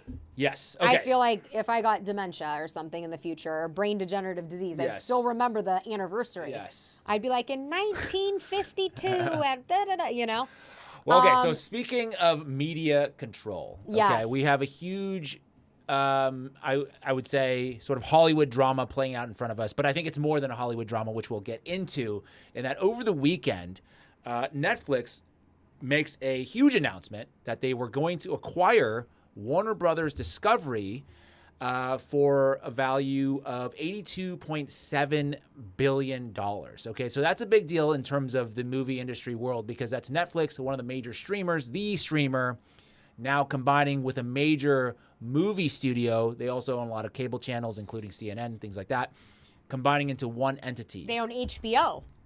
They own HBO. That's right. That's the most important one, in my opinion. I would say there's CNN involved in that as well. I mean, CNN had worse numbers than me on election night. So, I mean, I am not vying after CNN. Right. So this was a little bit of a shock, because I think nobody expected this announcement. I think people expected a different announcement, in that there was another company that was sort of in the running for buying Warner Brothers Discovery. And overall, I just want to say any sort of this kind of merger is really bad, because you start talking about the consolidation of media. That means consolidation of information, censorship, narrative control, these kinds of things. You want there to be decentralization in the media, right? Before we used to have like 20, 30 companies. Now we're down to 6. Now we're going to be down to 4. This is all very, very bad. Just because I'm going to take sides a little bit in a second here, but I just want to preface the taking sides with that overall statement of like, this is all bad. Yes, they want to have it all together. So, because if you're independent, they could interrupt your live stream. Yes, exactly, which is sort of what's happening to us. Anyways, sort of. That's what it did happen. Okay, so then 2 days later, if you pull up the next element here that we have, Paramount, they announced that they're going to be doing a hostile bid for Warner Brothers Discovery. So they say, because before that, Netflix and Warner Brothers agreed mutually to do the deal, because that's what happens with a merger. Both sides agreed to come together. We're going to go with this. And what Paramount is saying is, no, screw that deal. We're coming in. We're just going to go and offer a better price, and we're going to own you guys. And this has not been approved by the shareholders of Warner Brothers Discovery. I think if you scroll down, I think they're offering like a higher value here. Yes. Netflix offered $83 billion. Okay, so Paramount is offering $108 billion. So higher price. And this, I think, is much more troubling to me if Paramount were to take it over, because if you look at the next element here, E9, if we go over there, this is a tweet just kind of summarizing what that landscape would look like as far as the two combined. Ellison Larry Ellison. Okay, yeah, we're gonna get into Larry And Ellison. David, his son, that's the one who actually is technically making the bid. Technically, yes. Will control the family, so to speak. Will control TikTok, Paramount, Warner Brothers, CNN, CBS, HBO, and almost every major cable channel. And one thing that I think is important, or actually there's multiple things important here, is we have to understand the Ellison family and what their priorities are in terms of allegiances. And the second thing is, if you notice something here, it's a cross-platform and cross sort of, I think, channel in that Netflix and Warner Brothers, they're mostly in that kind of, I would say, traditional streaming and movie space, whereas now you're getting in TikTok, which is like algorithmic social media. And I'll talk about this in a second. But let's jump to the clip here. Let's see, Ellison. Okay. Oh, in order to get this deal done, yeah, let's talk about this real quick. Because obviously Netflix and Warner Brothers had already agreed on a deal, but now in the background, David Ellison, the head of Paramount, is promising Trump that he'd make sweeping changes at CNN if the Ellison Group bought Warner Brothers Discovery, according to new reporting from the Wall Street Journal. I know you have some information sort of through unnamed sources about this, about relationships in the background. So do I want to get to that now, or do you want to finish your whole thing? We can get to that now. Okay, so I have someone that works in the media, high up, and they have been telling me about this deal before Paramount jumped in, and they were like, oh my God, did you hear this? Is somebody I talk to several times a week, good friend. And I was honestly oblivious to it, and I'm like, no, da-da-da. And then, they were saying, oh my gosh, now Paramount's jumped in. And I said, yeah, now Paramount's going to get the deal. And they said, no, in the industry, word on the street is that Netflix is going to get the deal, and that Donald Trump is actually going to support Netflix getting the deal. Interesting. And they said because they have some like behind the scenes deal already made out. And so then I said, why? Kind of in jest. I said, why does Netflix have a documentary on Donald Trump and Epstein or something? Yeah. And she goes, he or she goes, oh my God, you just connected the dots. Who knows? So anyways, the reason I thought about that is because obviously you have 50 Cent right now putting out the Diddy documentary, which if you haven't watched it, tune in. It's so good. And, Netflix does tend to do this where they can have stuff brought to them, they buy it, and then they can keep it on the back burner for leverage. And this would be the perfect opportunity. By the way, this is all allegedly, I don't know shit. But I'm just saying this would be the perfect opportunity, right? Where Netflix goes, no, you're not going to give another media to Larry Ellison unless you want this to come out. Yeah, I think there's just competing forces. There's a lot of big players, sort of like, I don't know if it's like Succession or not, but there's multiple players involved. That's what Succession is based on. But that's within the family. But this is like now there's multiple powerful people. Ted Sarandos of Netflix trying to get in with Trump. You have, obviously, the Ellisons are very close to Trump. I mean, Larry and David, very, very tight. They're big donors of Trump. And so you have multiple players. I think in the background, they're both saying to Trump, hey, this deal, if you do it with us, it's going to be better for you. I don't know if they're using the carrot or the stick. And this, you're talking about using maybe the stick in terms of Netflix's. Well, the bottom line is that it won't matter how close they are. If Netflix does have something on Trump, the deal is going to Netflix. I mean, we don't know for sure if they even have anything. I said Trump. if. Okay, yeah. But if they do, if you see this deal end up going to Netflix, I would say my theory is correct. Okay, fair enough. Because Paramount's offering more. Paramount's offering more now. I think before they didn't offer as much, but now since the deal, I didn't know if they expected the deal to go to Netflix. I think they had thought that the background reporting is that they thought they had the deal sealed up, ready to go. Yeah. And it announced, oh, it's going to Netflix instead. And they're like, oh, we're going to come in with an even higher offer there. Next clip here that I want to jump into is I do want to dive into the Ellison family, just so people are once again aware of their allegiances. Let's play this clip here.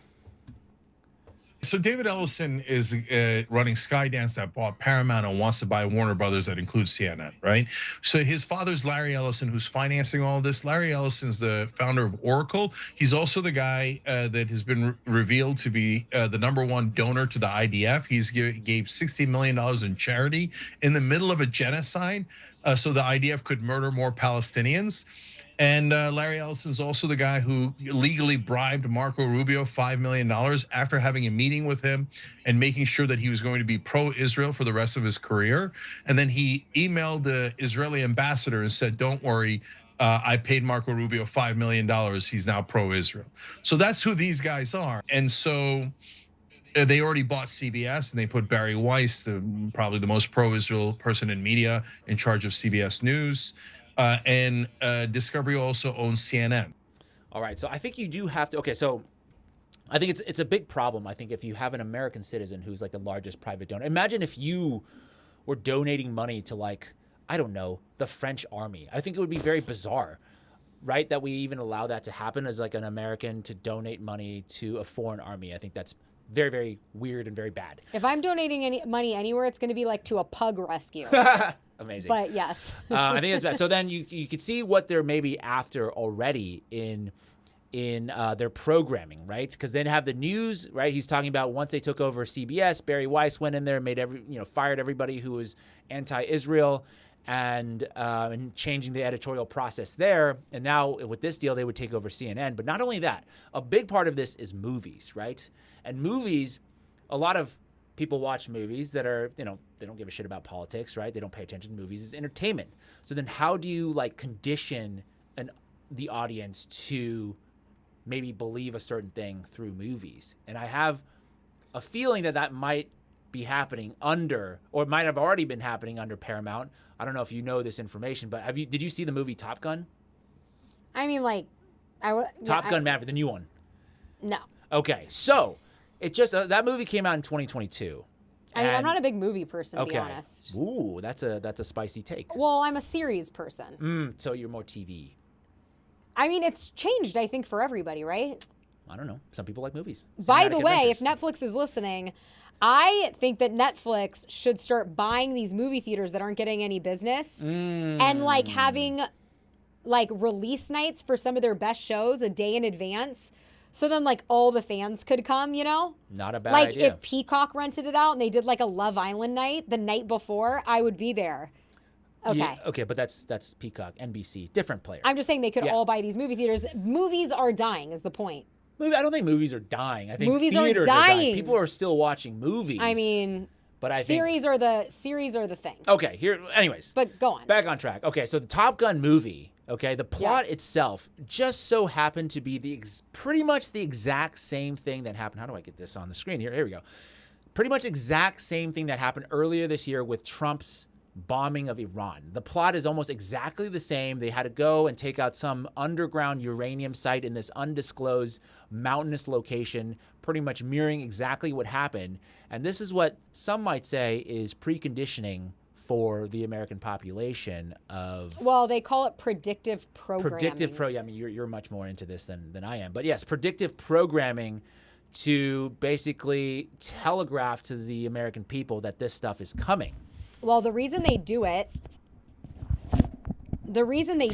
is because they want to make the population comfortable with whatever is going to come. So it's like if you see it in a movie, you're now programmed to think like, oh, that's more normal. Exactly. So is that happening here? I can't say for sure if that's something they had in mind, but it just so happens that the Iran strike was something that Israel really wanted us to do, and now we've done it for them. And a couple years beforehand, we have preconditioned the American population to be basically consenting to this kind of attack because look how awesome Tom Cruise was in that movie taking out the bad guys, right? And now we have the combination on top of that with TikTok, okay? Because before, how do you promote movies? Because I was thinking about this yesterday, and I made a video about it. How do you... Usually in the past, the way they would promote movies is through either sort of like, if you've seen those tie-ins with other television programs. Of course. Where they're doing like a cross-promotion type of thing. I know all about it. They can do the marketing, but it's traditional, regular, like you can tell that it's marketing, right? Versus now on social media, how do you get the buzz going? Well, you get people to talk about the movie in an organic type of way. And if you wanted to, in the past, if you wanted to reach out to creators, you would do a collab with them, right? You would basically pay them money to do like an advertising for said movie to mention them in one of your videos. But now you can do it through algorithms. And it just so happens that the Ellison family owns now the TikTok algorithm. They control the algorithm. So what they could do is, let's say there's a new Top Gun movie coming out, which there is. They're working on Top Gun 3 now. They can get you talking about it by just juicing the algorithm. Let's say you make a video about Top Gun and it gets a lot of views. You're like, well, people love Top Gun.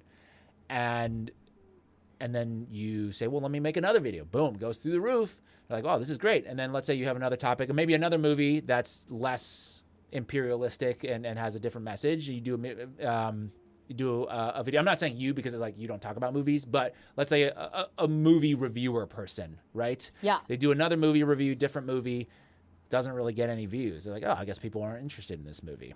Yeah. And then all of a sudden you go, and then you do another video about Top Gun. Oh, goes off again. And now you've basically subversively controlled. Well, that's why it's called a monopoly.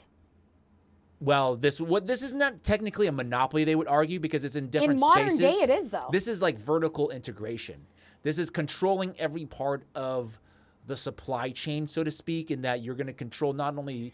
you're going to control every aspect of the distribution, not only this traditional theater, but now through through social media and through algorithms. So I think this is actually more nefarious than the Netflix thing. Well, it's going to be really interesting to see who wins this deal.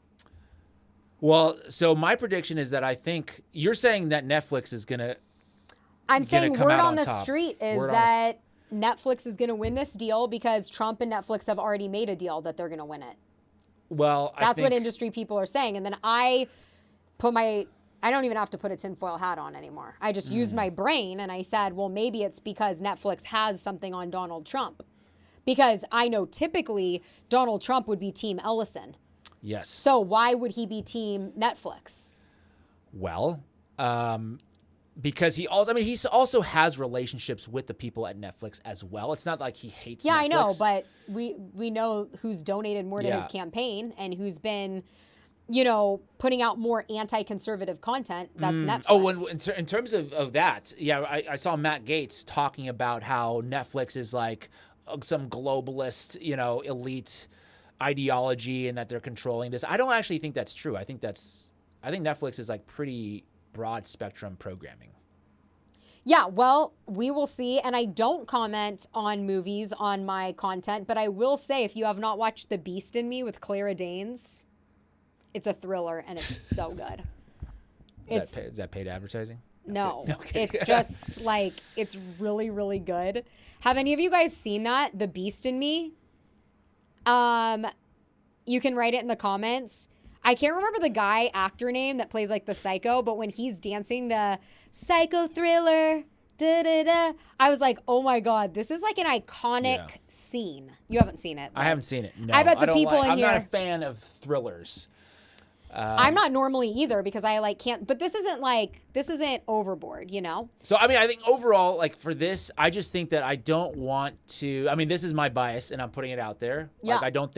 I think this is just more control to a foreign government because I believe that the Ellisons are aligning to more than just an American agenda. I think they have a Zionist Israeli agenda, sort of in their blood. Can I say that? No. I don't want to say it like that. You can say whatever you want. I don't know. The live taken down again. Yeah, But you know what I'm saying, right? I think did we talk about this other day? I don't know if it was you or somebody else, in that there are some billionaires out there who don't have this kind of allegiance. I think Mark Zuckerberg is one of those people who are, I think he's more like, I'm going to try to grow Facebook no matter how I can grow Facebook. If it's through silencing. Oh my God, James. No, I think that's true. I think then why I have to respond to this because this is ludicrous that you're saying Mark Zuckerberg's not captured by anybody. No, I'm not saying that. I'm saying he's less Zionist than Larry Ellison. That's the only point I'm making. You're saying that he doesn't have any other interests or isn't tied to anybody. He just wants to grow his platforms despite any influence. And then how would you explain what he did during COVID? Because Biden was in charge then, so he's like, I don't want to be shut down by this administration, And so I'm going to do what they tell us because that's what the But if you're talking power about structure growing is. Facebook and you're talking about growing Meta and you're growing your platforms, TikTok grew exponentially during this time because Facebook and Meta platforms were so censored. So that goes against your point. Correct. But it was, okay, so he's balancing multiple things there. Like on one hand, yes, he wants to grow. But on the other hand, the government does have the power to kind of shut you down if they want to. And that's why TikTok grew during that time span. And that's why Facebook then lobbied to make TikTok seem super dangerous, right? They funded a bunch of studies to make TikTok seem like an outlier in terms of like the damage on teens and all this stuff. They were doing that. So he was making a calculated strategic play there because he knew he had to go along with the Biden agenda. But he also could see that TikTok was eating their lunch in terms of getting more users on board. So what did he do? He's like, all right, I still have to go with the Biden thing, but I'm now going to also fund studies to malign TikTok. But he didn't have to go with the Biden thing. Yeah. He made that decision.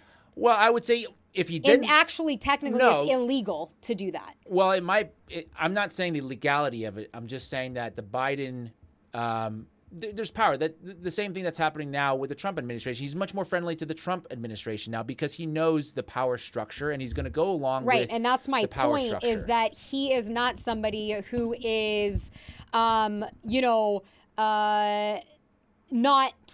captured. He is so captured because he did exactly what the Biden administration did. Right. Now he's doing exactly what the Trump administration did. It's not about growing Facebook. It's about getting in line. Well, it's about growing, it's about keeping Facebook active, alive. I mean, Facebook would have been more, I think there's an argument to make that Facebook would have been more active and more alive if he wouldn't have censored and deplatformed all of the people that were going against the government narrative and suppressing all of the people that were getting fired from their jobs and having to take the experimental medical treatment, and their kids weren't allowed to go to school, and there was lockdowns all over California. None of those stories were allowed. They weren't allowed to do. What if Biden comes in and says, if you don't do this, we're going to now start regulating your shit? But that's illegal. It doesn't matter if it's legal or not. But he has a lot of lawyers. He has billions of dollars. He chose. You're going to go up against the DOJ and stuff. I mean, yeah, you could take on that fight, or you could just say, all right, I'll go along with this. I'm just saying if he was really a free speecher. Yeah, I'm not saying he's a free speecher. I never said he was a free speecher. But you're saying he's less captured. I'm saying he's less Zionist. Well, that's just because Zionists in this situation are the ones that are trying to take over this part of the media. Right, but a lot of people would argue that Mark Zuckerberg, because he's Jewish, he's also a Zionist. And I'm saying, no, it's actually not true. I think Larry Ellison has pledged his allegiance to Israel, both from a moral perspective, personal, financial, whereas Zuckerberg is more of like an ultra-capitalist, and he'll do whatever it takes to get to the top, is what I'm saying. Yeah, Ellison, maybe. They're making moves like they're going to overpay for this because they want to control something. That's not typically a smart business move, is what I'm kind of pointing out. There's a difference between a character like Mark Zuckerberg and a character like Larry Ellison, is what I'm saying. You think Larry Ellison's like a more dangerous character? I wouldn't say more dangerous. I would say in this particular issue, because I am sort of biased. This issue is important to me because I don't like the foreign influence in American politics. So this issue is particularly important to me. So then when I view it through this lens, I'm like, if I had to pick between the two, Mark Zuckerberg's not in play here, but let's say a Ted Sarandos, he's less of a danger versus Larry Ellison. Yeah, and I just can't ever give Mark Zuckerberg any kudos whatsoever. No, I can't. No pat on the back. Because he's just another billionaire, and he's playing by the rules. He's building his bunkers in Hawaii, and he's just an evil guy to me. I'm not disagreeing with any of that. I don't like Zuckerberg either. And he does censor people on Facebook and Instagram that are against Israel. Totally. And I think it's less, though. If you compare TikTok versus Instagram, I mean, there's a difference right now. I can feel it, that difference. But anyways, I just think that in terms of the overall, because I want to play this dog story for you. Dog story. What do we want to do? Okay, no, let's do the other one, like D11 first. Because this is why a lot of people ask me, like, why are you so against Israel? You know what I mean? And I'm like, well, it's because they're not really our friends. And this is... On the PBD podcast, there was an ex-CIA officer who went on the show. His name is John Kiriakou, and he was actually the one who blew the whistle on the torture program in Guantanamo Bay after the Iraq War, and he went to jail for 2 years because they said he violated the Espionage Act, that he was basically a traitor, and he had to go to jail because he revealed that we were torturing prisoners in Guantanamo Bay. Anyways, now he's on the PBD podcast, and I just want to hear. So he asks a pretty straight question. Let's just play it. It'll be pretty self-explanatory here. What other intel agencies did you guys work with that collectively amongst each other, you're like, dude, I work with those guys. I don't trust them at all. And which intel agencies did you work with? You're like, I think those guys are fair. Who did you not at all trust, even though you had to work with them? The Israelis. You didn't trust them? Not as far as I could throw them. You, or was that a cultural thing? It was cultural. But my very first encounter with the Israeli intelligence service, the Mossad, I was a brand new analyst. This is like March of 1990. And I was instructed to participate in a large-scale briefing of the Israeli Mossad and Shin Bet representatives in Washington. And we don't allow the Israelis into CIA headquarters because they would always come with gifts, and the gifts had always listening devices packed inside them. And, somebody brings you a gift, you x-ray it. It's the normal process. And we're like, you guys can't keep coming back here every single time trying to bug our conference rooms. So no more. So, and was it easy to x-ray and see that they had bugs in them? Yeah. What percentage of the time did gifts have bugs in them? 100%. Be quiet. No, seriously. Are you kidding me? Absolutely not. I wish I was. 100% of the time they brought gifts that had bugs in them. Yeah. And we're like, okay, no more. You can't come on campus anymore. Will you guys joke about it with them? You're like, dude, what are you doing? Yeah. What is this? We So would was say, it like a joke? Come on, you guys. No, they were serious. They were hoping one would slip through. See, okay, so like, why are we allies with these people that are like counter spying on us? And they don't even allow, I didn't know this, that the Mossad is not even allowed on CIA headquarters, at the CIA headquarters, because they come in, they try to that bug would make sense for any intelligence, right? Like, why would you allow other intelligence into your intelligence? Because we're allies. Oh, like so they should let them in? I didn't realize that. We're allies, because then we would work together. Like, we work together with British intelligence. Like, we would have meetings. We do have meetings with like MI5, MI6, and we would obviously need to get together in person to discuss whatever it is we're working on. An Airbnb or a hotel, like letting you into the headquarters. Yeah, so no, I would agree with you in general, but I think it's like, this is bad because the fact that we're supposed to be sharing it, we're supposed to be allies, and here they are. Like, theoretically, you wouldn't need to bug us because we would sort of be cooperating and collaborating together. I mean, yeah, 100%. Right. Okay. So now the next clip is I do want to share. So he goes on to tell this story. I think this is one of the worst stories I've ever heard. I mean, it's the dog story. The dog story? The dog story. Yes. Wait, is it going to be sad about a dog? It's going to be kind of sad about a dog. Here we go. What percentage of guys you work with didn't trust Mossad? 100%. I'll give you another example. So when I went on a tour to Bahrain, the guy I sat next to at headquarters and his wife went on a tour to Jerusalem. They were absolutely lovely people. Husband and wife tandem team. They were declared to the Israelis. So the Israelis knew that they were CIA officers, and they went to Jerusalem for a 2-year assignment not to work against the Israelis. We don't work against the Israelis. So when they arrived, the chief took them to Mossad and said, you already know them, but now they're going to be here for 2 years. She's going to work on Palestinian issues, and he's going to take Arabic classes at the university. Easy. So they're there for a few weeks. The ambassador has a welcome party for them, and they go back to their house after the party, and all the living room furniture had been rearranged while they were gone. And they're like, okay, the Israelis break into the house. We get it. It's your country. All right. You don't have to be jerks about it. That December, they go to a Christmas party at the ambassador's residence. And when they get back to the house, people had taken shits in all their toilets and left it unflushed. Yeah. What?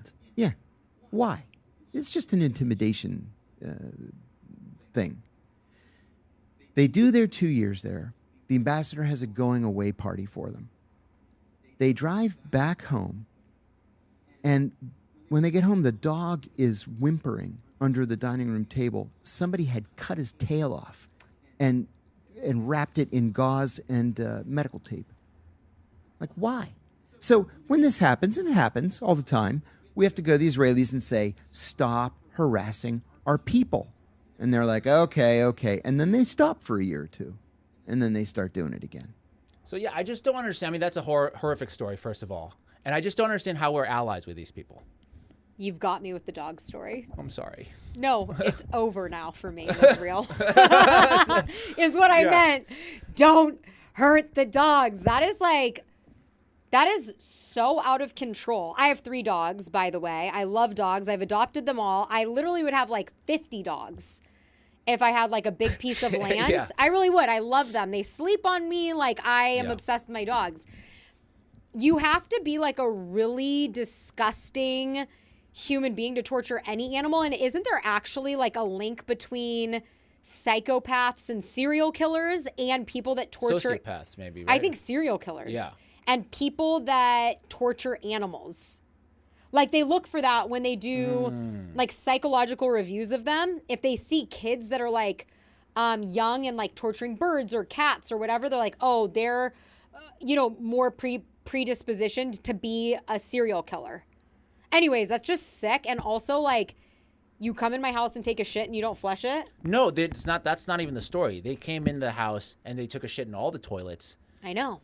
And they don't flush. It's not like they needed to take a shit. They I went know. It's not like, I just need to take a shit. I know. So the point was to not flush it. I know. Like, to just say we can do whatever it is. I get it. I get it. I'm saying it's disgusting. It is disgusting.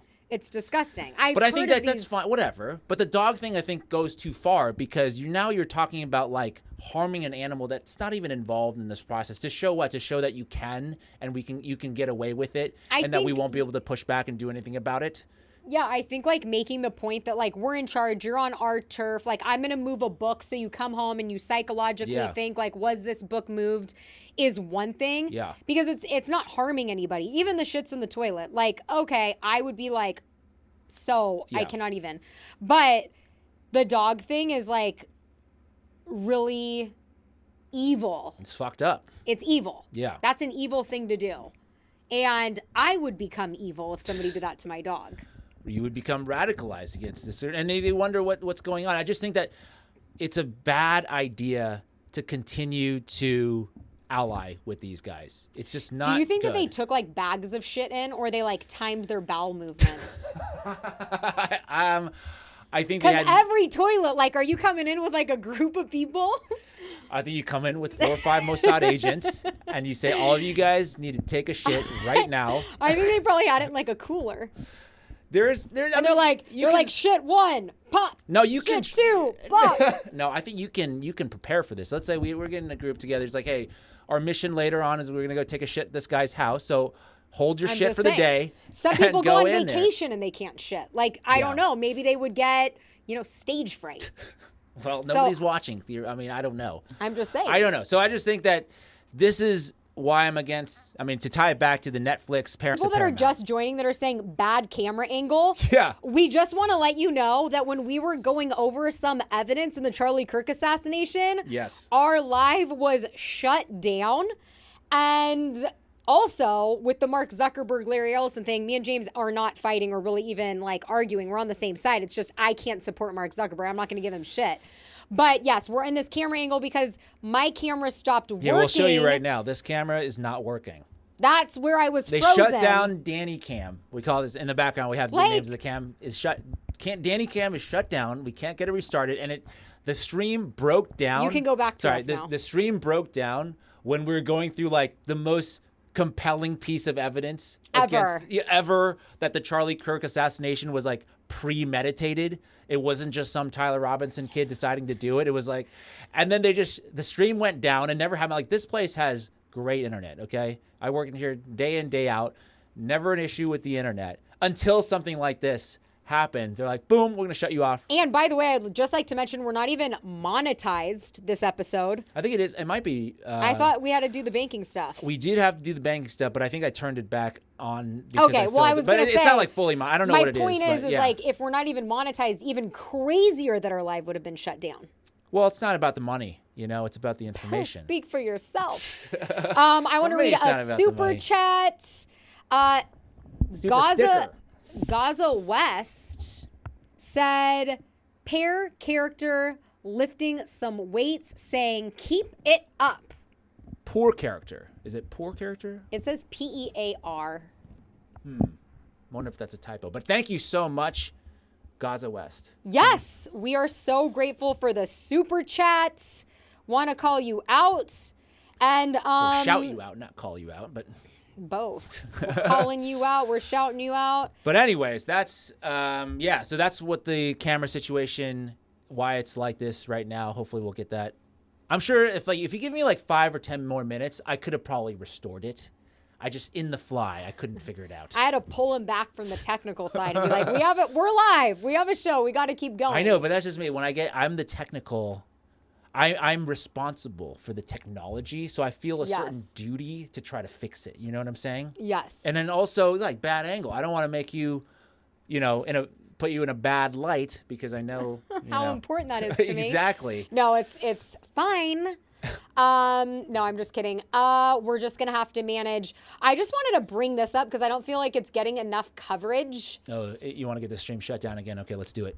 But no, I mean, this is the President of the United States. The CDC Vaccine Committee made a very good decision to end their hepatitis B vaccine recommendation for babies. Remember? Oh, thank goodness. Yes, I talked about this this was one of the videos actually that when I was still on TikTok got taken down. So why are babies getting a vaccine for a mostly sexually transmitted disease is crazy. And by the way, they can also test the mothers to see if they have Hep B. And even if the moms have Hep B, it's still only like a 20% chance that they would transfer it to the baby. Mm-hmm. So it's kind of crazy. Every baby was getting this vaccine. And so I just got to shout out to the MAHA movement. President Trump says that we are ending the Hep B vaccine recommendation for babies, the vast majority of whom are at no risk, a disease that is mostly transmitted sexually or through dirty needles. And, you can go on and read this. I'm not going to read the whole thing, but they're fast tracking this. And I think this is awesome. Yeah. I agree with this. I think some people, a lot of not a lot, but I would say because I have such a diverse audience, when I talk about this issue, they're like, oh my God, I didn't know you were such an anti-vaxxer. And I said, no, I'm not an anti-vaxxer. Necessarily. I don't want to speak for. For me, this just doesn't make any sense. It's like, when I think about it, because I came out of the big pharma space. Yes. And I think about it from a financial versus health perspective. And this one is just purely financial because there's just no reason to do it other than you wanting to sell a bunch of vaccines. Because then I looked into the history of this is that they recommended this vaccine for high risk people, right? People who were maybe sex workers or would have a higher chance of contracting hepatitis B. Yeah. But then they couldn't sell enough vaccines. And then so the vaccine manufacturer, in this case Merck, went back to the FDA and the CDC saying, well, can we recommend this for more people? And then that's when they put it on the baby list. And so for me, that doesn't quite make any sense, right? Because you can always say, yeah, you should absolutely recommend this if the mother is at risk and if you've done the test, or let's say the mother didn't get a test. Even if that's the case, the mother's not tested, so we just want to make sure. I'm even fine with that. But guess what? That's only 15% of the population of babies being born. Is that either the mother is Hep B positive or they are not sure of the mother's Hep B status. That's only 15%. Yeah. So that would be way less revenue for these for these manufacturers. And so that's interesting that Trump and, RFK Jr. are taking profits away from the pharmaceutical companies and they are making this decision. That's what I wanted to see with being a MAHA girly, so I'm happy about that. Also, this came out yesterday, which I think is also really interesting. The FDA is launching investigations into COVID vaccine-related deaths across all age groups. The U.S. government is now officially probing whether COVID-19 vaccines may be linked to deaths in people of various ages. This marks the most serious federal review of vaccine safety since mass rollouts began after years of mandates and censorship from Mark Zuckerberg. The questions can no longer be ignored. Did you like that there? You're gonna, I'm not a fan of Mark Zuckerberg. I know, I'm just joking. I'm totally joking. I feel like you've twisted my words. No. I'm the one who's gonna get dragged in the comments like, oh my God, she's so loud and annoying. But anyways, I think that they should do that. The amount of, I'm not saying these things are related, right? But the amount of like athletes after they were required to get the shots that were just like, and like newscasters and political people that like all of a sudden for the first time in history are like talking on camera, and then they just like, they just fall over. And the amount of athletes, I almost just took down the tree with my hair. And the amount of people that, you know, like all the athletes that are like had cardiac arrest and had heart attacks. There was actually that football player, remember? And then he did a 60 minutes. Soccer or no, American? actual like American football. Yeah. And he went to talk about it. And they said, do you think it's like, and he said, I'd rather not say. And I was like, he thinks it's the vaccine. Well, I mean, I've told this story. I can't say it explicitly, but there's a problem probably with this vaccine. And I mean, so I talked to a Swiss friend of mine, and the Swiss are like pharmaceutical experts. Okay, a lot of big pharma is based in Switzerland, and I asked him if he got the vaccine. He's like, you know, vaccines take 7 to 10 years to make. Okay, thank you. Okay. And he's like, this isn't a vaccine. This is something different altogether. Well, and the mRNA technology is something different altogether. It's completely different, the way that it operates. And so... And you got to trust the Swiss when they know what they're talking about when it comes to pharma and banking. Okay? Yes. So... And I knew the 7-year data because I had done like a research into vaccines prior to COVID. And so when the pandemic was happening, I was saying, oh my gosh, this is going to be a 7-year long pandemic, because I wasn't like fully crossed over at this point, because it's going to take 7 years for them to get a vaccine.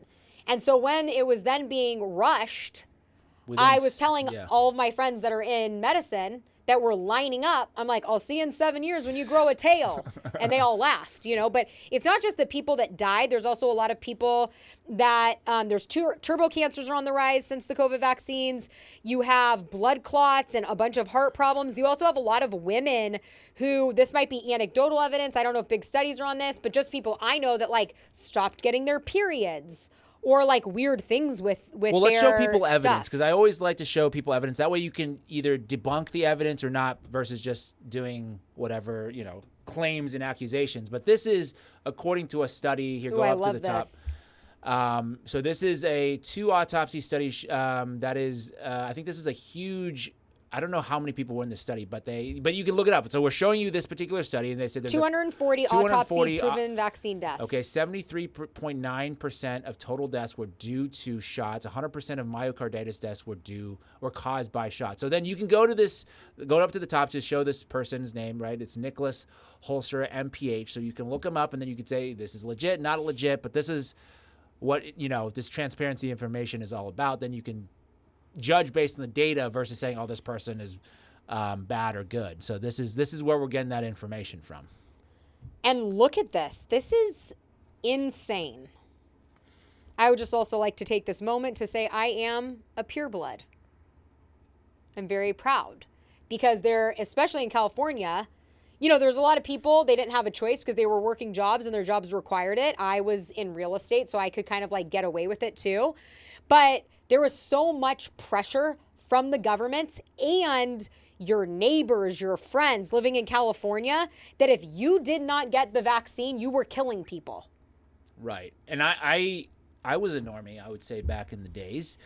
I still am, to be honest. I'm playing footsie with you, but I have to cross my leg over. Okay. I'm like, well, I need access. Squished here. I need access to this thing. Anyways. No, you don't. Not anymore. No, I do, because I do. Well, but whatever. What I was going to say is that I was required by my job to get the vaccine. Yeah, a lot of people were. And that's so wrong. Like, it's my body, my choice for some things, but not others.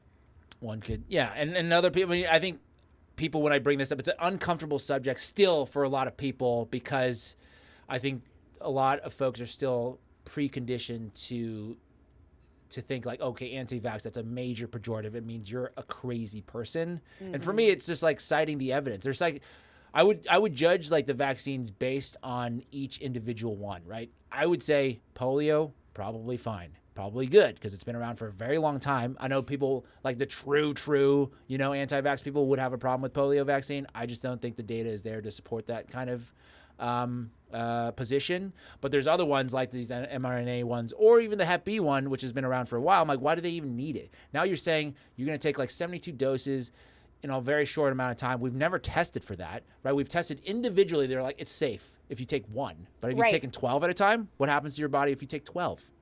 Well, and or that's what 14, they're doing or to a whatever it lot is. of these, young, like toddlers and stuff, right? They're like, oh, they try to, like, they say, oh, well, it's just one needle, but there's 3 in it. It's like, no, it's not. You're not worried about the one prick, right? Yeah. You're worried about what's inside.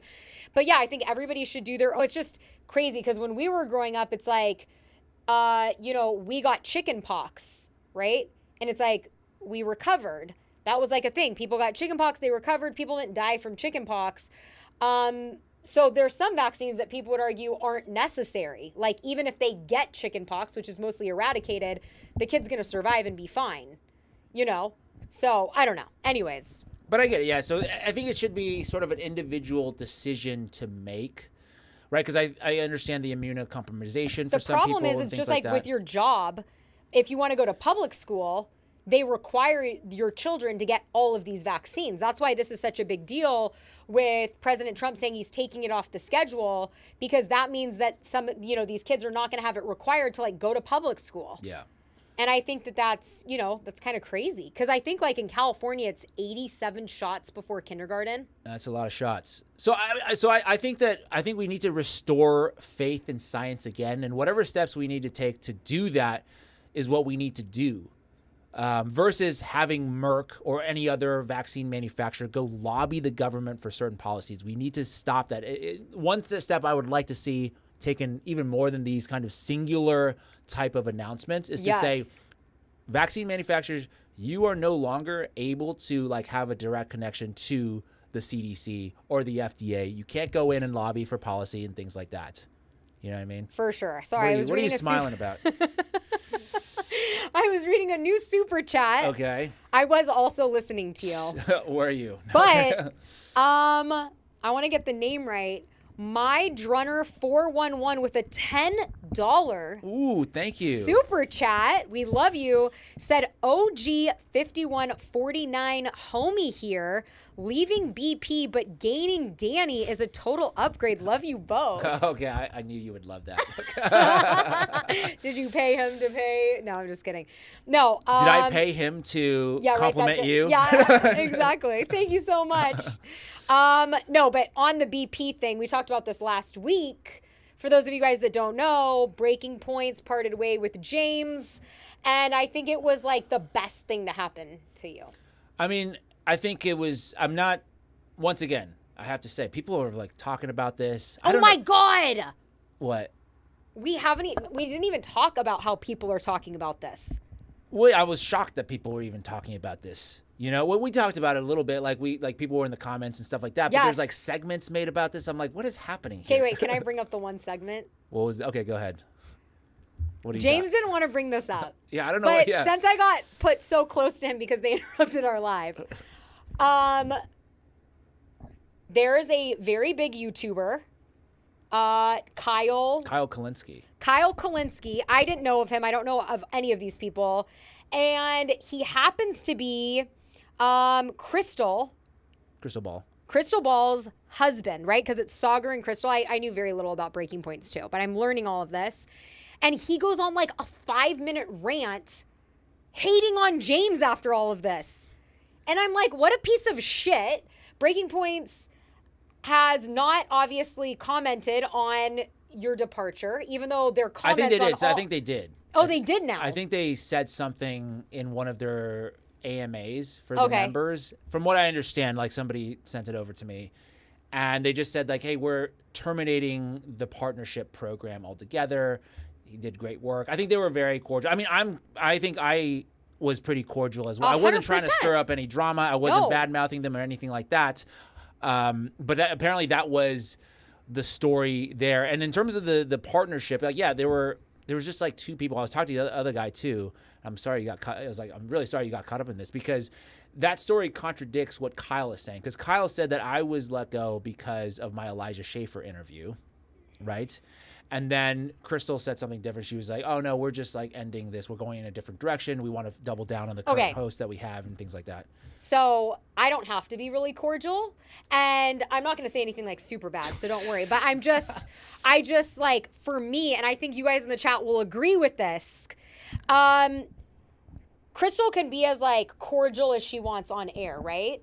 Her and Sagar. Like they can be like, oh my God, we're ending the program altogether. But the fact that her husband, who has a 2 million follower YouTube page or whatever, huge, decided to talk about you in such a rude, I never knew who this guy was, in such a rude way. James is virtue signaling and James this and da-da-da. First of all, I wouldn't be doing a podcast with somebody that's a virtue signaler. Well, I don't think I virtue signaled. First of all, but once, I mean, I'm like an anti-virtue signaler. I'm just saying, he was being super rude, and I texted you and I said, man, I didn't know this guy had his PhD, playa hater degree, because he was just going on and on and on, and I just think that's very telling because it is her husband, and I think that in this case is her mouthpiece. My opinion, not James's. That's it. Like I said, even privately, I've said nothing bad about them. No, like, I'm you not really even like haven't. shit talking in them private and No. them being like a two-faced person. I'm like, hey, it's a business decision. I get it. You know? But I think that like there was probably conversations at home, and she could have easily been like, just don't comment on it. But I feel like maybe she was like, please, you know. I have no idea. Who knows? Only perspective. We're all gonna have a great 2026. I'm sure. I'm very excited for next year. I'm sure they are with whatever project, because I think we got a lot of big things cooking for next year. And we're very excited about that. Do you want to read some comments before we wrap for the day? Yeah. And once again, apologies about the bad camera thing. We will get it squared away for next time, unless they shut us down again. Joe, a sneaker lover, said Kyle is a sellout earlier on other matters too. And by the way, I have listened to Kyle for a long time. I actually appreciate his perspective on some certain things. Like, I listen to everybody. The thing is, like, I literally listen to a wide variety of people. So I don't Here's really another take one. offense. Kyle is trash and has strong right, cuck. What is that? Physio? I don't even know. Physiognomy? I don't know what that word I don't know. means. That's above We my head. don't want to hate on Kyle too much. I do because I know James personally, and I think that he really cares about what he does, and you put a lot of like integrity into what you do, and you've always been so nice and always put out such great work, and I do think that it's very possible that they parted ways with you because you were looking too deep into things.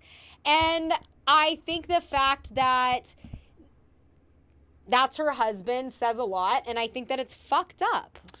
Well, they were getting calls, apparently. They were getting calls. So I don't know.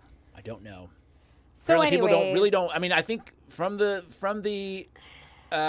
background information, people do not like the Charlie Kirk investigators at the moment. I think that is something. That's why I was so shocked that TMZ had me on. They probably didn't even see your Charlie Kirk thing. I don't know. Well, how could you not? Every story's like Candace Owens, Charlie Kirk, Candace Owens, Charlie Kirk, Blake Neff.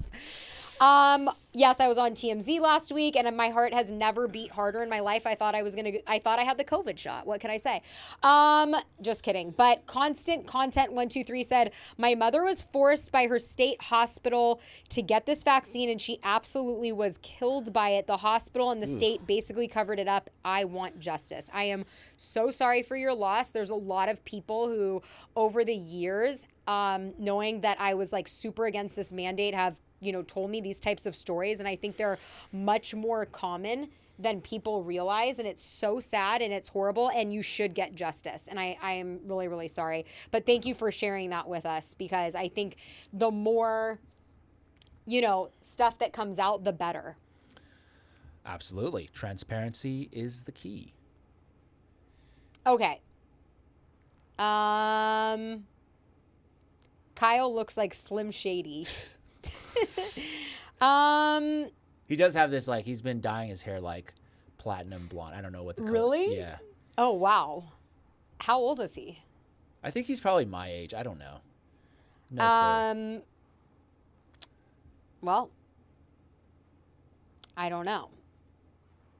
Has she answered if her husband is buried yet? Who By are the you way, talking about? Erika Kirk. There's a lot of people wondering, like, is he buried? Was there a burial? Do you say buried or buried, by the way? I say buried. So do I. Buried. I don't know. don't know. Maybe it's like a regional dialect difference. Yeah, it could be. But I don't think that she has. I don't know. Megan is so disingenuous and phony. I agree. I mean, Megan who? They're talking about Megyn Kelly. I don't know. I think in some instances she can come across like that, but in others, like she sticks up for Tucker, people she knows. I think Megyn Kelly, I mean, she's a veteran at the craft, so I think in some cases she can be probably fake, but in others she's pretty authentic. Okay. Just trying to see. Do you guys think that we had a technical... I'm just curious about this. Do you guys think that we had a technical difficulty, or do you think that we were, like, purposely shut down? Well, it came at the exact moment. I'll probably, like, clip that out and post it because it's crazy. Oh, okay. I thought you were going to say clip it out like it didn't happen. I'm like, no, you have to it out. leave it in. Like, I'm going to post it as a separate clip of, like, when we got shut down and what exactly we were talking about. You know what I mean? Yes. No, it's crazy. You have to do a clip. Okay. New guy here, Who's BP, breaking points with Crystal and Sagar. And James was like contracted independent journalist that did a lot of stories for them. And he would always submit these stories, and never once did any story get denied until he interviewed some of the content creators that were being sued by Alexis Wilkins. And then basically right after that, they parted ways. Yeah, because from what the clip that you're talking about with Kyle, he's saying Elijah Schaffer is like this ultra-right, racist, anti-Semite or whatever, and I didn't push back on that. And I'm like, I wasn't even talking about, I didn't say, the conversation was not about his political beliefs. It was talking about censorship. It was talking about lawfare, how, Kash Patel is utilizing his personal lawyer to sue on behalf of Alexis Wilkins, his girlfriend, not even his wife. And so it was talking about how, the effects that this has on journalism, right? Because the other two podcasters that he sued were also very critical of Kash Patel. They happened to be all critical of Kash. Mm-hmm. And in Elijah's case, he's also been censored because of his Israel. So, I think that's just something important to talk about from a journalistic perspective. And they were saying that, I was kind of being really chummy with him. I'm like, well, all of my interviews in general are kind of like that, because all I want to do is I want to hear that person's take on something. I'm not there in that instance to challenge it. Yeah, there are interviews, like, for example, if I were to interview a politician, I would absolutely challenge them on certain position, because that's what we're supposed to do. But if I'm bringing somebody on because I want their perspective on their lawsuit, I'm not going to be like, so why are you a white nationalist? Tell me about that. Yeah, and bottom line is the interview was specifically about getting sued by Kash Patel's girlfriend. Right. For $5 million. Yeah. $5 million. Anyways. James missed my joke again. I heard it. Did you see it, though? That's a movie I did watch, but it was back in the day when movies were still good. Anyone else wondering about how authentic Erika Kirk is? Yes. I think we've been wondering that the whole time, and the book thing is like a little cringe to me. So yeah, there's that. You might know this one. Kyle is bleaching his hair to look like Rutger. What is this? Hauer? I don't know who that is. I have no idea who Rutger Hauer is. A common tactic used by Ashkenazi to blend in and infiltrate. I'm not even sure if Kyle is Jewish. I have no idea. I don't know. Like, I don't know him personally. I haven't even, because that's the thing. I don't even think because I'm called an anti-Semite, but I don't even pay attention to that kind of stuff most of the time. I don't even think it has to. I mean, maybe it does, and I'm just like super naive. And the way I took it was like, his wife couldn't say anything about it, and she was probably not happy. The fact that you were getting like all these people in the Lee Hive, I'm gonna make it a thing, that were like standing for you, and like their videos were not getting comments about the content. Their videos were all like, we stand with James Lee. Where'd you do with James Lee? And she was probably pissed about that. And so she can't say anything, so she had her mouthpiece go do it. I don't know. I'm not saying that. You're saying that. I am saying that. You I are- think that is what happened. You are saying that. All right, you guys. Well, it's been an amazing show. It's been quite the show. Like we started, if you go back to the beginning, the setup was very different. Something happened. You're going to have to see if you haven't been here the whole time. That's why we're sitting like this. Yes. And we were going through, I mean, it was a wild show, to be honest. man- That's why we do it live. I know. It's so exciting and fun. And I got to be in with our new sign. Isn't it a beaut? Isn't it beautiful? I think it's so beautiful. And so we'll be back. So just to recap for people, next week we'll have an interview for you guys. I think it's going to be really cool. And then the week after that is Christmas. We have a special Christmas episode pre-tape. It won't be live, but I might be in the chat. You're probably going to be off somewhere doing your thing. On Christmas? Yeah, I might be just joining the chat for a little bit to hang out with folks. Since we're I'm not live. hosting, so no. Yeah. So then, what else? I'm going to be popping bottles of champagne. I'm going to be, roasting the prime rib. There you go. That sounds real good. You should. And then we will be back for New Year's Day to do a live stream, and we'll see how that one goes. Because you will see on our Christmas episode, it's a year in review, unwrapping 2025. Last New Year's Day was popping off with the New Orleans, situation, and then the Cybertruck. So anything goes on New Year's Day, but we will be here. Yes, and we appreciate all of you for being here today. It was a great show. Thank you to the Patreon, the people who support us on Patreon right there. Helped us get our new sign, so thank you so much. Subscribe, like on YouTube, whatever else. Thank you, Gaza West and My Drunner 411 for the super chats. We love you guys and all of you guys that joined. Since we won't see you in person, happy holidays, Merry Christmas, and let us know what you think about all of this down below. What a show! What a show! Oh my God.